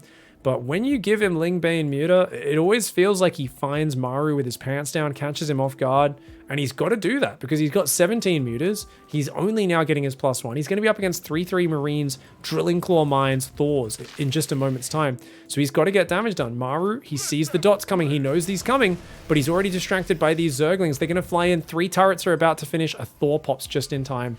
The mutas do have to pull back from there. So good to see extra turrets coming in. That'll definitely slow down any sort of muta advance. Big Marine drop getting ready. So he's going to try and lift into his main to defend. That should be just fine. Ooh. Muta's pulling back. Still not finding any big damage. Hive is almost done. Burrow's on the way. +1 flyer attack is here. Got a few more tech labs that just came down, which tells us that, of course, yep, 3 more barracks. So adding Marauders in now. He's got Concussive. He wants Marauders to tank in the front line against the Banes, and then a Ghost Academy to counter any Ultras, Broodlords, that sort of stuff. I don't think you need to go Ghosts versus Lingbane. I think it's actually more efficient to go Marauders early on and just use those with the Thors, the Mines, the Marines to tank things up. But, oh, okay. Almost walks into the Widow Mines. He doesn't have any Overseers at all. Finally morphing some Overseers. Bit of a mistake here for Raynor. He will be getting a bit of vision with that. Marines come down. Small enough number the mutas could fight that, but not without expensive losses. Banelings, think about YOLOing it. That would have been a terrible trade. That was almost a Ragnarok of Banelings running off creep into a giant arch of Marines and Widow Mines. Here we go, though. Mutalist backstab. Only 2 turrets on the base. Nothing that shoots up. Mass Repair will not be good enough against that. Mutalist is going to get some sick damage done. Lots of SCVs, and he's always got the tank that he can take out on the retreat. 3-3 and Adrenal Glands on the way for Raynor. Marines coming from behind, though. You got to be careful. That's another SCV or 2 on the way out. Good micro. 9 more SCVs falling. Maru's going into Ghost Play. He stopped the Marauder production after just 5 Marauders. Oh, one Overseer does go down. The other one is getting out there. Creep spreading all through the middle and the right side of the map. 91 workers for the Zerg. And the Ultra Cavern is on the way as well. And Ultra Cavern, you guys know my thoughts on Ultra Cavern. I think it's one of the sickest ways to just add some big beefy A-move units, especially if Maru pushes on the map. I want to see Lingbane crashing in the left and the right at the same time. I want to see Ultras coming in and adding to that. Because there's Ghosts already out, it's not going to be particularly effective. Right now, the Mutiling Bane, still a good roaming army, and it's all about trying to fight where Maru's not ready. Oh, this would not be that. Yeah, that's a bad one. Okay, Raynor pulls back. He's playing pretty calm, pretty patient, but he's got to feel some sense of urgency over the fact that it's like, dude, my army is not getting better. His is. He's getting a second armor. He's getting building armor. Maru may not have a 5th base yet, but it's a small map. It's going to be really hard to mine these middle bases out. He's Raynor, so of course he hasn't transferred to the middle base because, like I said in game one, he never does that. Nobody ever does out of pretty much any of the pros. But Maru's super turtled up. It would be a really good move. Oh, Maru with a big screw up. He runs 20 Marines outside and just gets them blasted by the Banelings. The Ling Bane says, okay, this is our opportunity. Let's go for it. There's a lot of bio there, but the Marines are very clumped up. Oh my god, massive miss micro there for Maru. The Mutas on the left side were distracting him, gunning down his turrets. He sends his ghosts. He will snipe down some of the Mutalisks, but he's already lost a lot of Marines there. 7 SCVs go down. The Mutas are not done just yet. There's only 16 of them. Oh, no. Ow, yeah. Ooh, ow, ooh, ow. Ouch, yeah. Ooh, ow, ow, ow, ow. Ow, ow, ow, ow, ow, ow. They are going to try and take out the Ghost. The Ghost's cloak and gun down even more. Oh man, the Mutas are just dead in the water. And you know what? Not even worth rebuilding them. Ultras, Lings, Bane. He's getting +3 attack, but I almost feel like Corruptors would be a better choice than Mutalisks at this stage. Something a bit more tanky. Maru's trying to take the top left, but there's another Remaxer Ling Bane and so much money in the bank. Reynor's just kept the economy low enough, kept Maru off the 5th base for long enough that he's got so much more money. He's just going to keep smashing in. Ling Bane just going to ransack this base. Those Banelings going to cut off the SCV retreat. 21 SCVs go down. Banelings going after the Ghosts! Ooh, good defense by Maru. He loses depots, doesn't lose many of the actual Ghosts though. Only a couple Ghosts go down. I would have liked to see him leave a few Lings to go after the depots, but it's really this top left base that has to be the next target. 1 Ultra's out, 3 more are on the way. Got to watch out for this sensor tower of Maru giving a good amount of vision. Reynor's going to try and take that top left base. That's really clever. Try and mine out his side of the map. Deny that a little bit, but Lings are going to go in. I don't think that's a kill. Oh, actually, no, it's only a few Hellbats nearby. The Lings are going to be able to take out this planetary. It's going to cost him about 21 Zerglings, 24 Zerglings killed by the planetary. But Ling Bane Ultra smashes in on the right side at the same time. Raynor just says too much, and this time he's not going to give Maru all of that time to sit there and turtle up and add the orbitals and the planetaries. Maybe not the best direct trade for trade, but the Ultra Ling doing great damage at the same time. 10 SCVs do go down. When you're this far ahead, any trade's a good trade for Raynor. Anything to keep his opponent down low in the supply, in the economy. One more wave of Banelings should be able to do the business, especially if he can take out this base on the left side. This base on the right's already so low, and if he just attacks multiple fronts at once, I don't know if Maru can hang on. Maru actually has more army supply right now, but his army is almost pure Ghost, which doesn't really stop the Ling Bane. He's building Hellbats and Blue Flame. He's trying to get his +2 his 2/2 Blue Flame Hellbats out, but I feel like he needs just Widow Mines. He needs anything to survive right now. Survive! Banelings coming in from every single side. I'm getting excited. Banelings are going after the Ghost, and as I said, there's just nothing to stop those Banelings. There's no Widow Mines. There's not enough tanks. There's not enough units spread across these bases. Beautiful spready on the Ghosts. I mean, I love the micro from Maru, but at this point, it is just spreading to survive for a few seconds longer, not to win the game. The Ultras will take out the tanks there. I love the burrowed Banelings. Are they going to unburrow on the Ghosts? Maybe. I don't think Maru saw it, or if he did, he doesn't have scans. Banelings are going to unburrow and flank the Ghosts. Boom, baby. And they are going to at least get a bit of damage done on them. The Ling Ultra Flood is just never ending. And we get to see what happens when Raynor goes Mutas and when he controls the mid-game correctly. There was a few scary moments when he lost that 4th base just before 1-1 and Baneling speed was finished. But the rest of the game, he got in control and we saw what he can do with those Mutalisks dancing around the back line. Raynor ties up the series and shows that his mentality has not been broken. All right, guys, let's go! Game number 3. We got a series on our hands. I thought Raynor might be just crushed after game 1 mentally. Oh my god. Sorry, guys, I have the hiccups. Enjoy my hiccups commentary. I thought Raynor might be crushed mentally after giving up such a big lead in map 1. But I don't know, man. That last game was pretty well played despite a bit of adversity. Like, that push was just so well set up for Maru, killing his 4th base at the beautiful timing. And it really kind of just comes down to the fact that he showed a good bit of gumption, a good bit of power, like really just sticking in it, transferring drones to the other 4th. It gets sniped, transfers them back to the previous one, and his Mutas were backstabbing. And remember, Raynor also lost like 5 or 6 Mutas, so it was not a perfect game by any means, and yet he still, I mean, he did that, then Maru threw away some. It was a bit of a messy game on both sides, and you do sometimes see that at these LAN tournaments. The players are, of course, playing there live. I don't think the players got sick at all while they were there. I know Maru got COVID just like I did, I think on the way home from the event, or maybe towards the end of the event and then kind of got sick as he got home, same as me. But yeah, definitely think both of these players perform pretty well at LAN. I would say Raynor is the player who's more consistent at showing up at these live events. Like, the crowd and everything just seems to give him a lot of energy. That drone's sitting out in the open a little bit. Bit of a dangerous spot. Looks like Raynor's going to be doing the Clash opening here. Actually, no, he's not. He's already built the Overlord. He's going Link Speed before third base. Okay, so a bit more of an old school opening, quicker Link Speed here. Good micro by Raynor so far, and Maru almost loses his Reaper. Oof.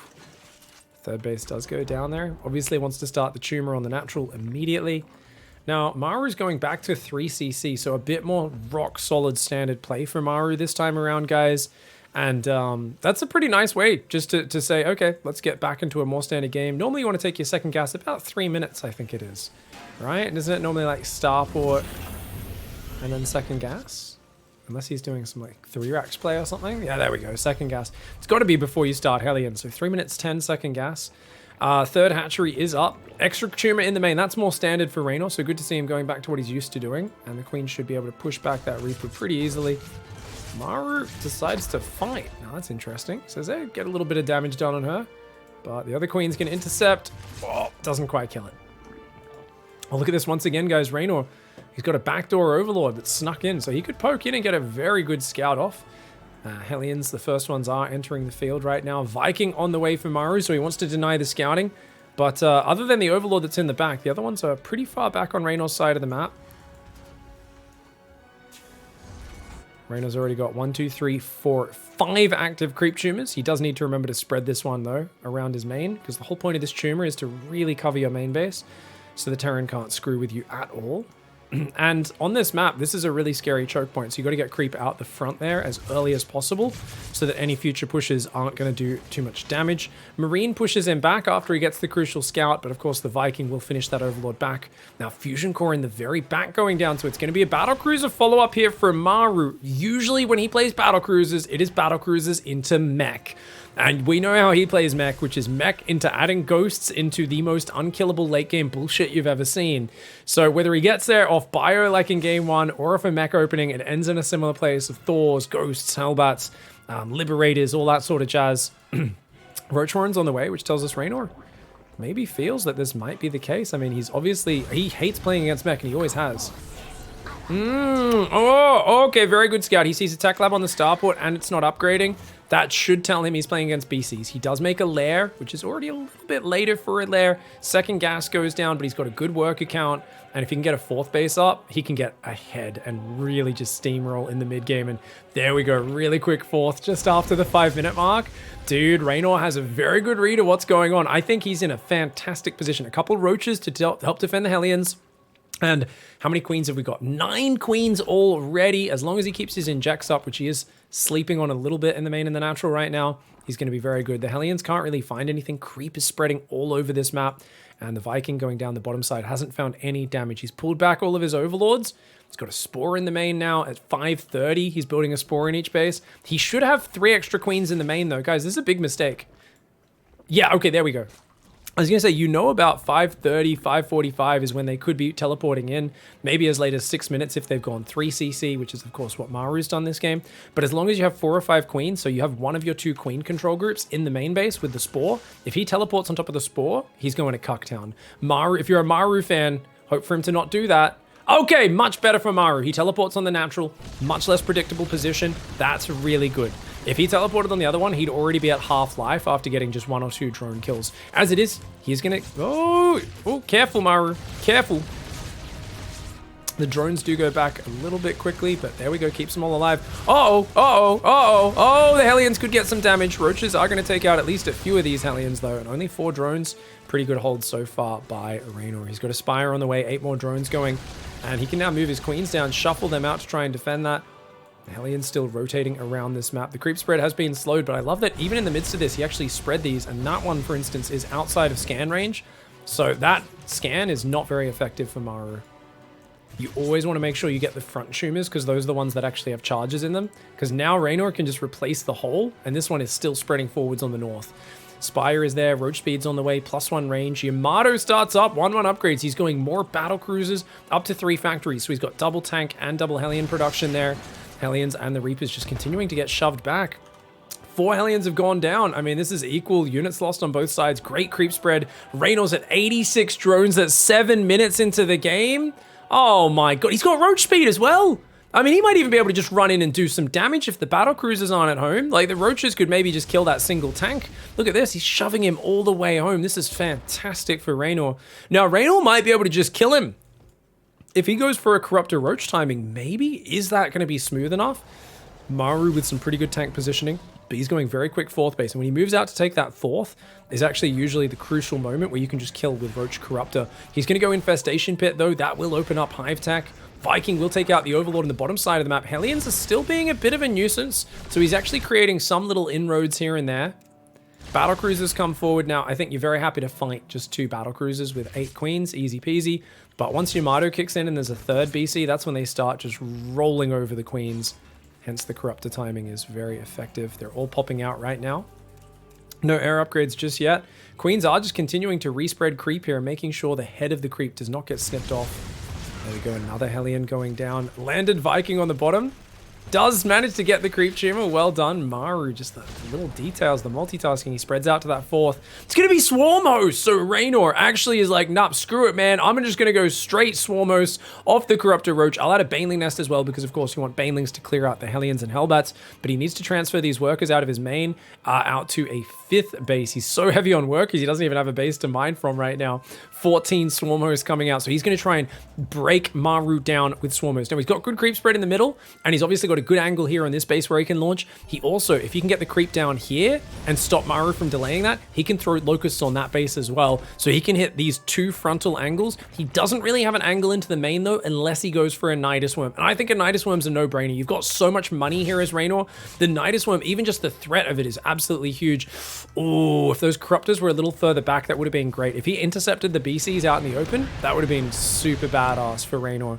But now the BCs are alive. They've got their teleport as a get out of jail free card. There's a lot of tanks spread across these bases. Hellions need to be careful though. As these Swarm Hosts arrive, if those Hellions aren't in position, he could be in big trouble. Here comes the Hellion. 2nd Evo Hive is on the way. Nice scan. He sees the dots immediately. He's got to get these Hellions back here to defend. There we go. Massive Locust Wave. Let's look out Reynor's micro. Raynor not known for his Swarm Host usage. He's going to try and get in there. He's taking out the missile turrets so that he can get his Corruptors in on top of the BCs. Is that going to work out? There is still 1 missile turret in there. Good teleports to keep them alive so far.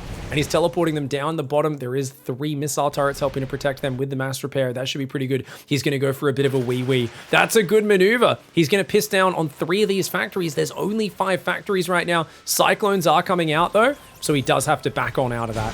Ling Roach Queen starting to push forward, but not really able to find any damage. And he wants to really, I think, ideally clear the siege tanks. If you can land on the tanks and land in the mineral lines, that's going to be huge. He's going to hit the same angle here again, and I think that's totally okay right now. The Corruptors are there. Locust's going to go in. He lets some of them oh, no micro. No micro on that wave from Raynor. He does get a tank and some of these buildings. I would have liked him to focus down the turret and the sensor tower. These Swarm Hosts on the top actually do pretty well, but no micro. I would have preferred him to fly a bit deeper and then land on the units. Nonetheless, he does get some good damage done. And remember, it's not costing him anything. The problem is Maru is sneaking a base in the bottom and Raynor is not scouting that. He cannot let this go up for free. He should absolutely just run down there, kill that with a Locust Wave, and then come back to hitting the front angle. But he's got to use movement. Right now, Maru is barely defending this area with this Hellbat spread. Hellbats clear the Locusts, and he can manage to hang on. Raynor, he's up to a 5th base in the bottom. He's got a Hive. I'd love to see some Vipers as well coming in. But of course, he's got 10 queens, and they are not very supply efficient, so he's completely maxed most of the time here. Locust going in. He tries to land. He gets 1 siege tank, make it 2. Almost gets a 3rd one on the low ground. But I think a little too clumped still there on the Swarm Host. I would have liked to see if he landed 6 or 7 Locusts in the mineral lane, he could have killed a lot of SCVs. Likewise, that sensor tower is something that he really needs to prioritize getting rid of. Very gas-heavy sensor towers, so they're great units to kill. And look at that. He's going to find out now in a moment. Hey, wait a second. What the hell? You've got a base down here. He's got to do something about this desperately. He's trying to pee on it. But the Cyclones are there with the Hellions. Good mobility units. 3-3 upgrades are on the way for Maru right now. Maru, once again, looking to just close the shed door.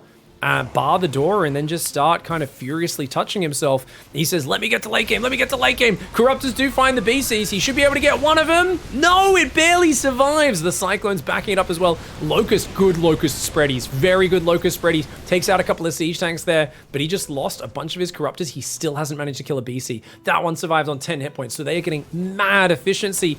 And there's a 5th base up for Maru. Raynor needs to rotate his Locust down and start clearing out different areas. And he's got to find a way to get more damage done. A Nidus Worm in the main, something like that would be huge. A Nidus Worm down here so he can quickly pop in here, pop out here, pop out up here. That's what he's got to do. He's got to utilize his mobility. He's got so much money and he's got to utilize it right now. He's got to get rid of the Roaches as well because they're just a trash unit for his supply. He's going to go in and attack this base. If he could blow the base up, that would be cool, but I don't know if he can, man. Banelings need to just click on the planetary, I think. Yeah, he will get the base, so not a bad snipe, but he could get chased down by the Hellion Cyclone, which is what's kind of scary here. Yeah, Cyclone Hellion is just going to overwhelm, but okay, takes a decent little trade there. And he's going to build a lot more Zerglings and keep trying to deny this base. Meanwhile, looks like the Locusts do keep flying in on this top side. Units lost tab is actually looking like it's favored for Raynor. But that's not important. When you're playing Swarmos, you've got 16 Swarmos. Each one 3 supply. That's 48 supply. That is 50% of the time doing nothing. Locusts have such a long cooldown, so most of the time it's doing nothing. Still not a single BC has died, guys. Uh-oh. Corruptors could maybe dive there. Locusts going in. Corruptors are going to dive, but no, they decide not to. And he gets a single siege tank for a Locust wave. The problem is it's another 40 seconds, so you can throw another wave after that first one. It's such a long cooldown. Lings do take out 1 siege tank. Some Banelings could maybe do some boomy booms. Not really going to find too much, though. The Roach Ling Ravager does pull back. And the tank's able to siege up here on this area. I'd love to see the Locusts come and throw a Locust wave and start clearing out these turrets and tanks, and then attack the top side with the Ling Bane Ravager. This base is completely undefended. If he just runs in there with Ling Bane Ravager, Raynor has to use movement. Remember, he did not attack enough. He did not use his movement enough in game 1. And once again, I think he's a bit too focused on the front. He's got to use this bank. Throw your units away. It doesn't matter if you take bad trades. You cannot let Maru be mining off a 5th base. It's an absolute travesty to let him have that. Banelings could clear these Hellions out, which could be massive. They're Hellions with some good pullback micro. Locust starting to get some decent hits. He's going after some of the Ghosts as well. A few Cyclones go down. A few turrets get cleared. Not a bad wave for Raynor. And I want to see him keep this stuff up. But right now, he's only got 10 Corruptors and there's 5 BCs. Uh-oh. Uh-oh. Oh, he's caught without enough anti-air supply. The BCs are going to come in and ruin his day. Uh-oh, 10 Corruptors. They can just all get Yamato'd. The BCs will win this trade, man. Teleport home. Maru does teleport home 1 week BC, but he's beating the Corruptors in the head-to-head battle. And you can see just how painful this is. Queens are trying to get down there to help, but he's having to build 6 more Corruptors. He's going to lose a bunch of drones, a whole lot of Corruptors, and not a single BC should go down here. If Maru's on point, yep, focus the hatchery and start teleporting home, mate. There we go. Gets the hatchery. And look at that. Maru just teleports them all home. Oh, shit. Big Lingbane Ravager wave gets in, though. The Biles! He teleports them back in a clump. Biles! Raynor gets a big hit. Takes out 2 battlecruisers. If he had just a few more Zerglings, he would have got even more SCV kills. He kills 17. These are really good trades for Raynor. I don't think he minds losing that base too much. He can just rebuild that, get it back up, continue as always. He's lost 2 Swarmos, and he's lost a bit of his creep. He's got to stay forward and keep attacking right now. Maru is so fragile at this moment. He needs to keep, like I said, these depots are sitting in the open, these command centers. He's got to keep hitting this with just small numbers of units, and his Locusts need to rotate down. He's got to clear out this. Even just run forward here with Ravager Ling, just clear this shit out. This is so undefended. He's just got this core of mobile Ghost Hellbat. Raynor's going to attack right into it. I don't think there's any valuable targets here, but the Banelings, if the Banelings can kill the Hellbats, oh my god, and they roll into them. If he can find the Ghosts as well, that would be massive. The Locusts take out a bunch of tanks and Cyclones. The Corruptors diving in, and they take out a BC as well.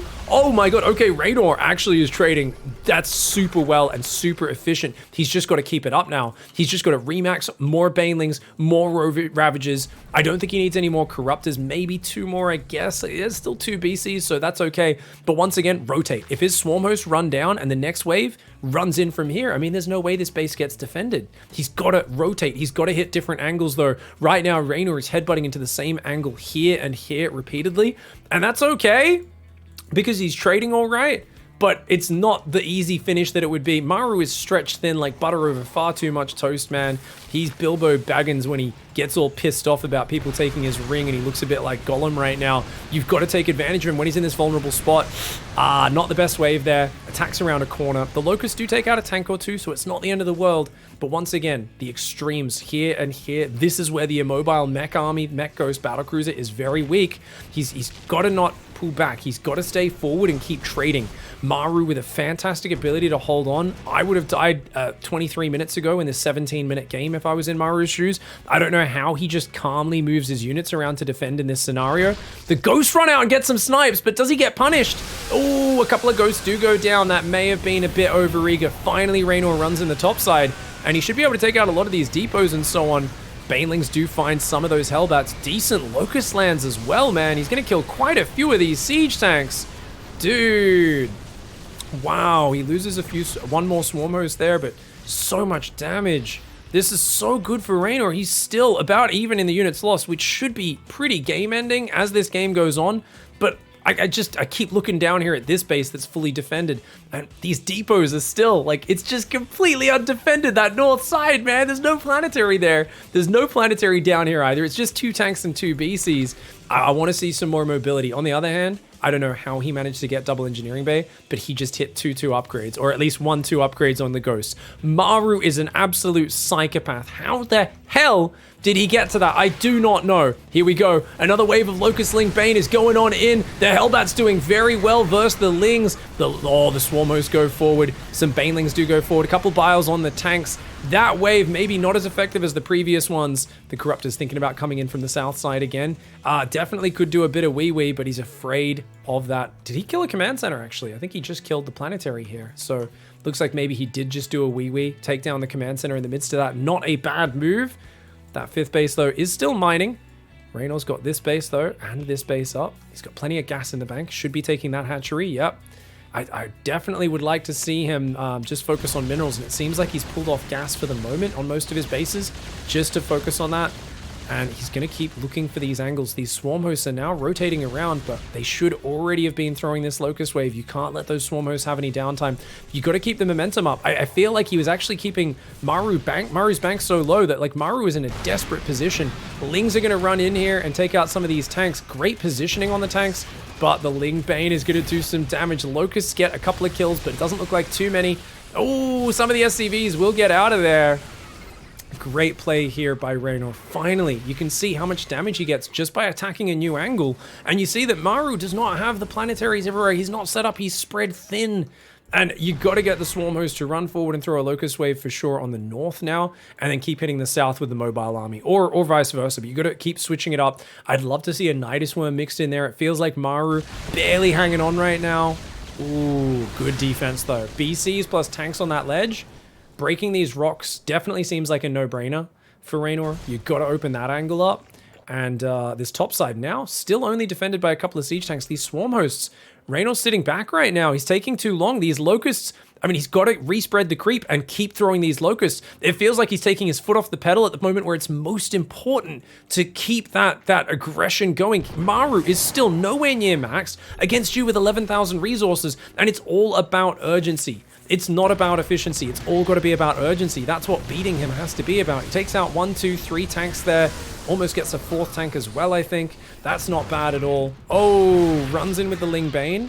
And that one doesn't go too well for him. Once again, I want to see the Swarm Hosts throw a wave and then move to the south while the mobile army moves to the top. Throw a Locust Wave down here, grab some tanks, get some stuff, and then rotate. I really want to see a bit more switching up for Raynor. He hasn't been doing it. Maru, on the other hand, I can't believe he's securing this base. This is utter nonsense. Surely you want to take that base, right? But I guess maybe it's just too hard and he thinks this is a better defensive positioning. But now that these rocks are down, this seems like a crazy base to secure. I don't think he can do that. Oh, the Corruptors. Oh, barely gets the BC out. Oh man, he's gonna have to build a few more of these Corruptors. Where are the swarm hosts? They're on the bottom, but they're not using their locust wave. There's lots of downtime, guys. Locust efficiency is huge. I talked about how Raynor's not known for his swarm host usage. I don't know how much he's used them in the past, but he's wasting a lot of time. He's keeping Maru so close to dead, and it feels like he's letting his foot off the pedal, saying, oh, this doesn't seem to be working. We can see everything. We've got God vision. We know it is working. We know that Maru was at 160 supply with no money in the bank for the last 5 minutes, but now he's maxed out.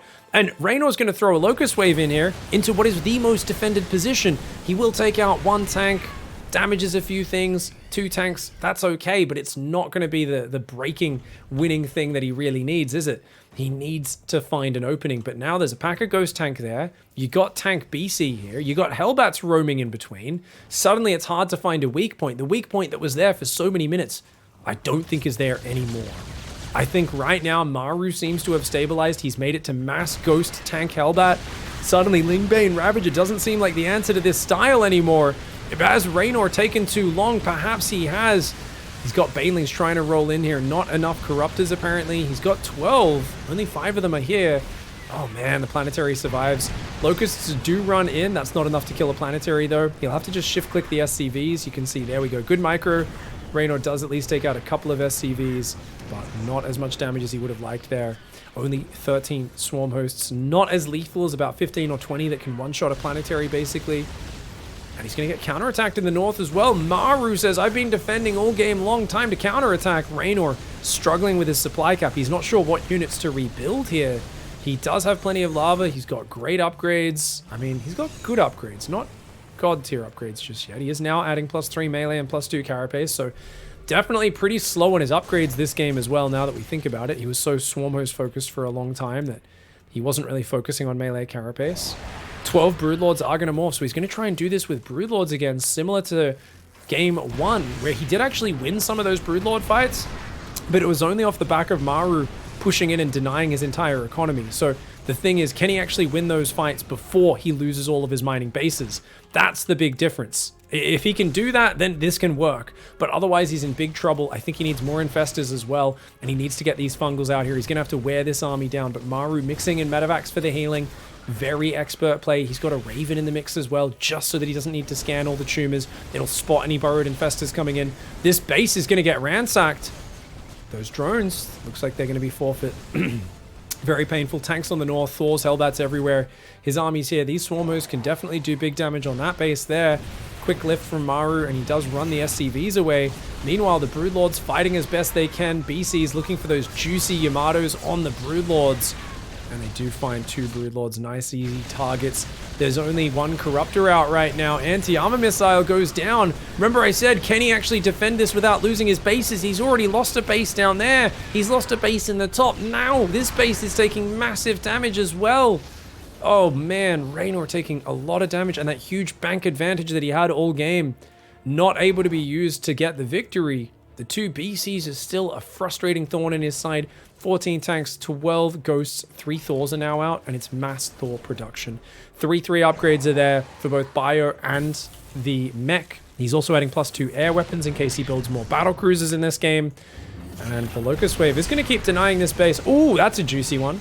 All right, gets about 10 or so SCVs. Swarm hosts are still doing some nice, efficient pieces of damage. Units lost tab is still kind of even. Remember that Raynor never really transferred extra workers to these forward bases, despite having them for quite some time.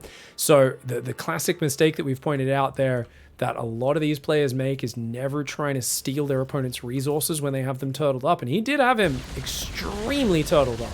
Maru was just on survival mode for 10 minutes, and he did what only Maru could, which is look sleepy. I tell you guys, if you look at the camera of him playing that, if you watched the tournament live, he looked kind of sleepy as he's playing, like, nah, yeah, just make my mech and defend. Yeah, my name is Maru. I mean, to be fair, that's how Maru looks even when he wins World Championship type matches. He doesn't seem to ever really give a shit. He looks sleepy. But yeah, that's how he just defended this calmly, methodically. The Hellbats are protecting from the Broodlings. Thors chase back the Brood Lords.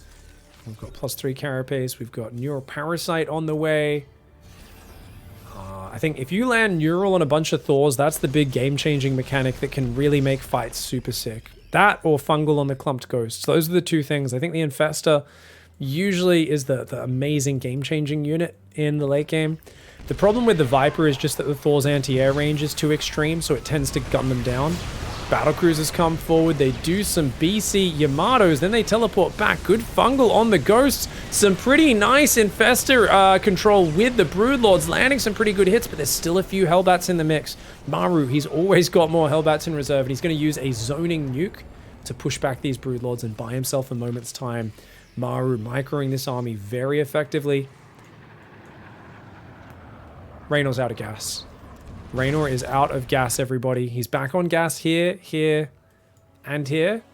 But he's out of the gas bank. He's got 5,000 minerals. This is a disaster. This is not good for him at all. 19 Broodlords are up. He's making 3 more. He's trying to get up into that giant army. Remember, he did win a fight versus Maru in the late game, in game 1, but feels like in this scenario, he's not able to get on through. Snipes landing on a bunch of his swarm hosts. Locusts coming in to lead the charge. The Broodlords trying to assault this army. He does get rid of maybe like 1 Thor, but man, the Hellbats just make it so hard for him to win these fights. Battlecruisers kill a hatchery in the bottom side. Top side, 4 siege tanks get split off. They kill a hatchery as well. He doesn't have any mobile units to deal with this. His Broodlords have to go up here, but the tanks can easily kill that hatchery in time.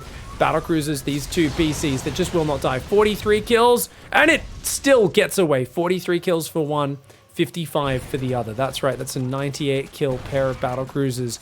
They have been an absolute bag of dicks to the face of Raynor in this series. Remember, those 5 BCs were doing so much. He finally got 2 of them with Corrosive Bile. 1 of them he caught out with the Corruptors. These other 2 just have not gone down, though.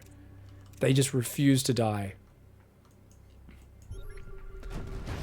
Tanks hiding in the corner. The Lings are going to try and clean it up, but dude, the tanks are even going to beat that. Oh my god, he's so annoying.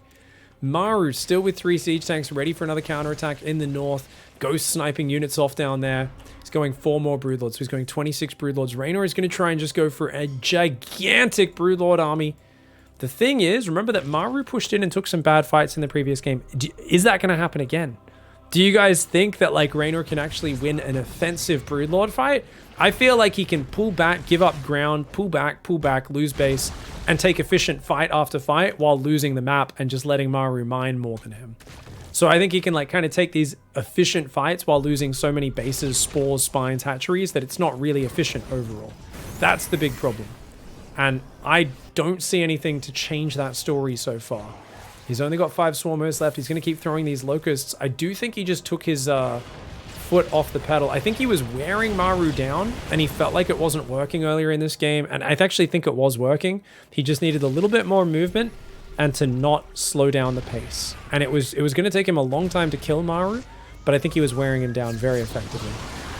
3 Corruptors versus 2 Battlecruisers. The lack of +3 air attack or +3 air armor, meaning there's equal upgrades in this fight. Locusts and Broodlords go in. Broodlord's going to try and take out these Thors. And oh man, he's going to take out at least 1 or 2 of these Thors. Medevac tries to pick it up and boost it to safety. Doesn't quite work out. 9 Broodlords have gone down for 2 Thors in this game. 18 Ghosts and a bunch of other things have died though. Corruptors having to be built as well. The Overseers are here. Can't attack into a concave of Thors though. Oh no, actually wait, Kenny? He gets the Neurals. Sometimes if you can land the Neurals, it works out, but the BCs are focusing down the Infestors, as were the tanks. And even though we got a few decent Neurals off, I don't know, was that good enough? I have no idea. It seems like Raynor came out on top of this. There is a huge amount of Lings being rebuilt though. Remember, Lings, what he tried to rebuild before, it did not work out for him there. If he can get rid of this base, then Raynor might have actually done this. Raynor might actually be the king of these late game battles, but he's down to just 4 Broodlords. A lot of Corruptors in here that will need to morph into Broodlords steadily, and he does not have a lot of gas. He's going to lose a few of these Broodlords on the retreat. One of them does get sniped down. Swarm Hussar here, ready for a nice little wave of flanking Locusts that are going to try and catch this army. Those 2 Hellbats with +3 though. They are there ready to take out these Locusts and these Zerglings. The SCVs and the Mules pull back. The tanks are covering. 1 up there, 1 up there, 1 up there. That's a very nice setup. Raynor, what's his army right now? 46 Zerglings, 11 Roaches. He's building Roaches right now. Oh, okay. I think because he had not that much gas, he feels a bit desperate. Gas on the top left base mined out. Gas on these bases is getting very low. And he's trying to build Ling, Roach, Ravager, Bane. He's going back to a very basic composition here. And The thing is, if Maru just keeps his tank sieged up in the back line, that sort of stuff, I don't know if these units are going to do well. Ravagers get one-shot very efficiently by snipes, and there's still plenty of ghosts. The Hellbats are going to ruin the Zerglings. Not to mention, even Banelings struggle, man. They get two-shot by Hellbats. So, it's going to be really awkward, man. BC's on the top side. Cancel, cancel, cancel. Raynor, you need every bit of minerals you can, bro. Cancel. Does cancel, tries to immediately rebuild. Will he get punished for that? Oh, the A moves, so they didn't actually target fire there. Swarmos, Lingbane, Ravager comes in. Not bad. Locust Wave comes in. His Corruptors could go after these BCs, but meanwhile, he's going to lose a mining base in the bottom. Nice push forward. The tanks in the backline causing him trouble. Raynor is trying to break on through, but the BCs will, I think, escape here. The Corruptors are finally going to find these BCs. Remember, Raynor lost a super important base during this. One BC goes down, make it two. I'd like to see a little bit of wee-wee here from Raynor. If he can pull out his piddly-widdlies and do it on top of some of these command centers, that might break some of Maru's infrastructure. Snipes come down for Maru, the Ling Broodlord. I mean, this was actually a huge base snipe. He's got a few minerals up there. This base is out. Maru's out of mining. If Maru can secure that base, it'll be huge, but if he can't secure that or retake this, he's in massive trouble.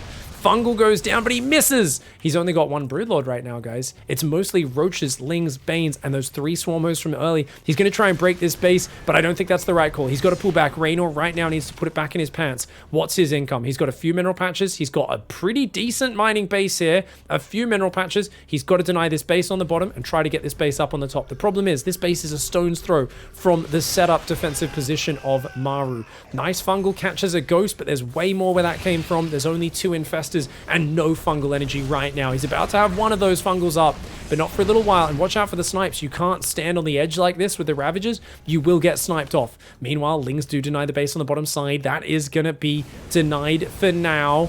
I think Maru should definitely land an orbital there and secure that. If he can get up another base or two, Mules will reign supreme in the low economy scenario. Corruptors are running south. They want to snipe the command center. Remember, there's no BCs left, so that one source of annoyance is no longer there. 17 Ravagers. He's going to try and take down the Thors, but good dodges by Maru. He's got Hellbats tanks. He's got lovely spreadies. And I think Raynor needs to go elsewhere. I don't think he can fight into a pre-set up Maru. He needs to maybe hit the rally, but look at that. There's even tanks guarding the production. Corruptors do take out one command center there. Hellbats are going to come down, and a 4 Hellbat counterattack could ruin this base. Lings will not be able to respond to that. Locust is still coming forward. Part of me feels like he should never have stopped, but Locust is going to go for it! Mass Ravager Ling Bane! But oh man, there's just too much tank Hellbat, and that means it's just Ravager Ling, and the ghosts are still alive.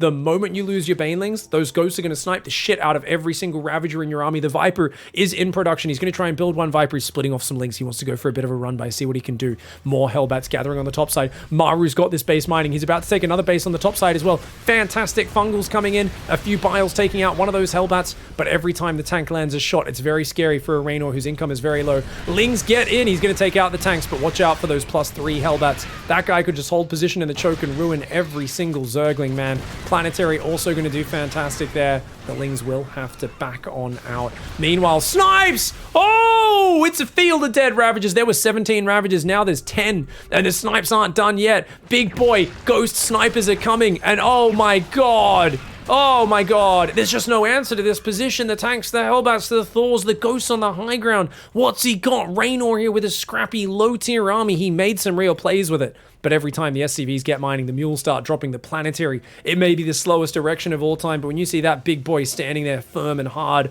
you know victory is there for your opponent and nothing but defeat for you. That planetary in the top left side of the map is going to secure one of the most important remaining bases. Yes, Raynor has a new base here, but he doesn't have any efficient long-term units. He's just got Ravagers, Zerglings, one Infestor, one Viper. He's trying to bile, but he whiffs there a little bit. He might try and abduct a siege tank or something. But he's outnumbered, he's outgunned, he's down 40 army supply. In the late game, the Iron Bank, the 8 orbital command centers that just keep on unloading mules on these bases. They keep scanning and giving map hacks to Maru. In the slow, drawn-out game, Maru will be favored because of that. Ravager's moving to the south side. He's going to try and defend this base. But look how much income there is for Maru now. This base looking healthy, that base looking healthy, good income coming in. Reynor's still got some money, but some money is not going to win you this series. It's Such a bummer, because I thought he was doing so well with the Swarm Host break early in this game. But Maru, my god, he just weathers the storm, and he's the god of turtle late game. He plays such a slow, methodical style, and he just says, I'm better than you in the late game! Withstands wave after wave and refuses to go down. I've got to go back to about 13 minutes, somewhere about there, where it felt like he was making a lot of headway was Raynor. But we've got to bring it back to how long this base survived. Just that should not have been there. That's number one really big. And I think the lack of movement. But I think the really big point is actually maybe a bit later, about, I guess, 15 minutes, where we actually saw the creep get pushed back a bit, and it felt like we started to see the swarm host. So remember, up to this point, every time they were ready to throw locusts, immediate, look at that. As soon as it's ready off cooldown, he throws another locust wave. But once we got to about 15 minutes, there was a moment here where it felt like Raynor lost confidence in this strategy, and he stopped using his swarm host correctly. So we're going to see this here, right? Where he chases the cyclones, throws, okay, that locust wave was pretty much instant. But I guess about 15 minutes to 18 minutes after a few of these waves didn't feel like he did that much damage and the BCs distracted him. This is where the swarm hosts at 15 minutes, they waste about 15 seconds there before that wave. And then they started doing that time and again, and you're going to see minutes on end where they're just sitting there and not throwing locusts. This one, also pretty good. My sense of what the game timer was when it happened, I guess, was a bit later. This is still when Maru wasn't maxed and didn't have the top base. So let's take a look. 16:15 was when this locust wave was ready. Yeah, so that's about 25, maybe 30 seconds before this locust wave came out. That's almost a full locust wave he missed there. Let's see how he does on the next one. So it looks like, okay, this one's ready and immediately throws it. Not too bad, not too bad. So it's okay. I've identified like one full locust wave and a few seconds here and there elsewhere. That one, also not too bad.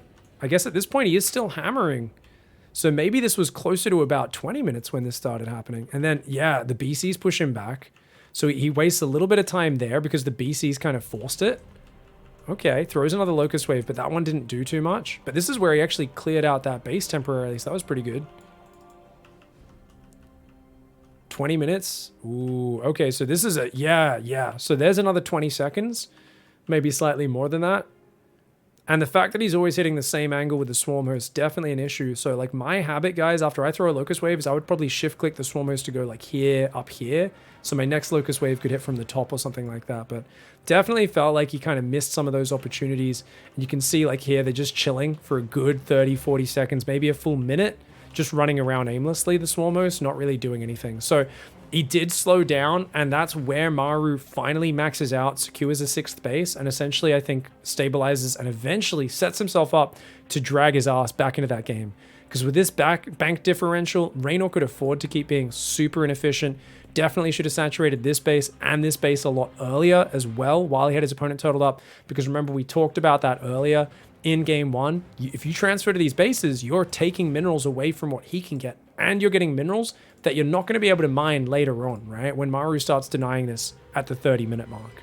So one of those cool little details, which I think for Raynor in general would massively boost his win rate versus Maru, is just transferring workers to these new bases. GG, well played though. Maru, 2-1 lead.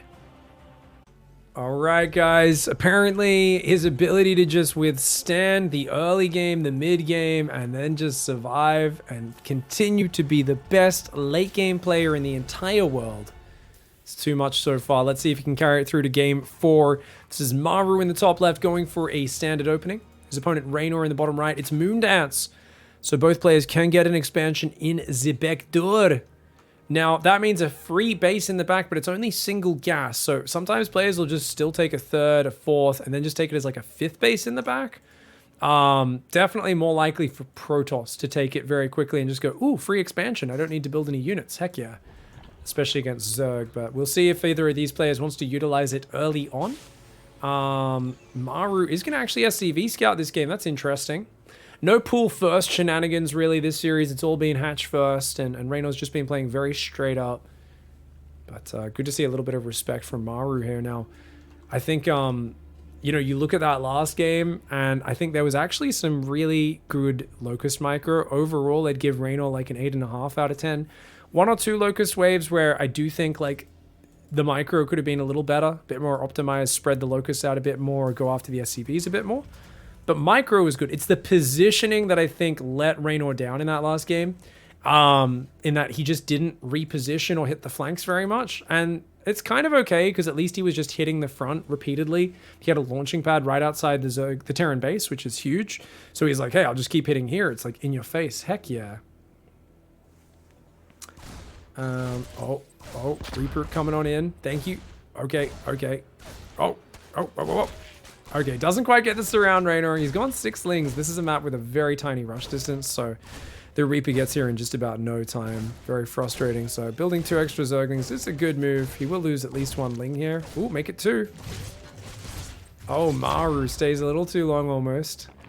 But perfectly calculated, and he goes straight 3rd command center on location in the back. All right, so I think Maru is probably going to play either a kind of almost 3 base bio timing, or he just uses this to take a very quick 4th base. Maybe drops a 4th on location at like 7 minutes, something like that. And not having to lift your 3rd command center, I mean, that gives you a pretty good boost to your early income. So this is really nice. Raynor is taking the front base, and he actually didn't send an Overlord around the back of this game, so he doesn't know about this. Maru does have a Marine position, so ready for that.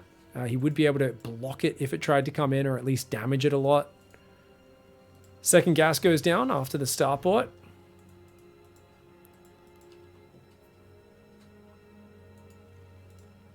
I think it's interesting to think about what do you guys think Raynor was thinking about after that last game? Do you guys think, like, because my analysis is like that he lost faith in what he was doing, and it was actually working, and he was trading more than well enough, and he was keeping Maru in a really shit position. And if he just kept doing that, Maru was kind of like, he would have struggled. He should not have been able to get a 6th base up. I think he shouldn't have even been able to get a 5th base up as easily as he did. I mean, he did masterful things to do that, don't get me wrong, but I think Raynor just slowed down a bit too much with his locust waves. Okay, BC opening, same opening. Exact same opening, or not quite, but very similar. Yeah, very similar. I mean, it's just, once again, 3rd CC into battlecruiser. Oh, okay. Raynor doesn't have the scout this time around, though. Last time he at least knew this was coming. We'll see what he opts for this time around. Hellion Reaper hasn't really done much. I think just from the Hellion timing and the depot timing, Raynor should know that it's a 3rd command center build. He's going to go Baneling Nest, though. He clearly likes to open Roach if he knows it's more of a mech opening for Maru. That Zergling gets caught by Maru. Maru's going to catch the Overlord outside his base as well. Start to push the vision back. Raynor should probably pull these Overlords back just a little bit. There we go. Does pull that one back. Nicely done. This Overlord maybe pull back. This Overlord maybe pull back a little bit. First battlecruiser starting up at 4 minutes 50. This is not a super crisp battlecruiser timing for Maru, I gotta say. This is like a battlecruiser that once again is going to hit close to 6 minutes, but his economy is great. He's already on 4 gases. So he's, you know, building up the gas so he can add all of the factories, the armories, all that mech infrastructure that he loves so much. Overlord will go down here in the main base, and that is a bit of a bummer. The Viking getting some good value. 2 Overlords so far, hasn't taken any damage. 2nd and 3rd factory is down. Okay, so we're up to, what, 9 queens, 10 queens here for Raynor. His lair's kind of late, though. It's a 5-minute lair. He's been going really late lair. If he had a quicker lair, he'd be able to shut down the BC much quicker and do whatever his next step is very early. As it is, with late tech, he's going to need to build his economy really hard to make sure that he can actually do this. He hasn't taken a 4th base yet either. It's 5 minutes 40. There we go. Does finally get that down. Double armory in the back. And that 5th gas, guys, is up for Maru. Now, remember, just 5 gases. He's not going to be too happy with it. But Maru took his 3rd and 4th gas really fast. So I think he realized, look, my 6th gas will be late. If I speed up those 2 gases, it kind of makes up for it a little bit. And I do still expect him to go maybe even 4th command center before getting 5 factories. Sounds kind of wild, but if you're building BCs, 2 tanks, and 2 Hellions at a time, and sometimes players like to squeeze that fast 4th in, and especially when you've both played such greedy builds, that very well might be the way he does it. Yeah, there we go. Okay, this is actually such a greedy build, man. BC teleports in. Looks like it got deflected pretty quickly. Just gets a battlecruiser and a couple drones. So far, 2 Hellions have gone down. These queens could do some nice damage. Queens are nearby. These queens back here as well. So he's got some queens kind of chasing after the Hellions. The rest are going to try and defend the BCs as best he can. He's going to respread this creep, keep that going. Queen is there. Banelings are here as well.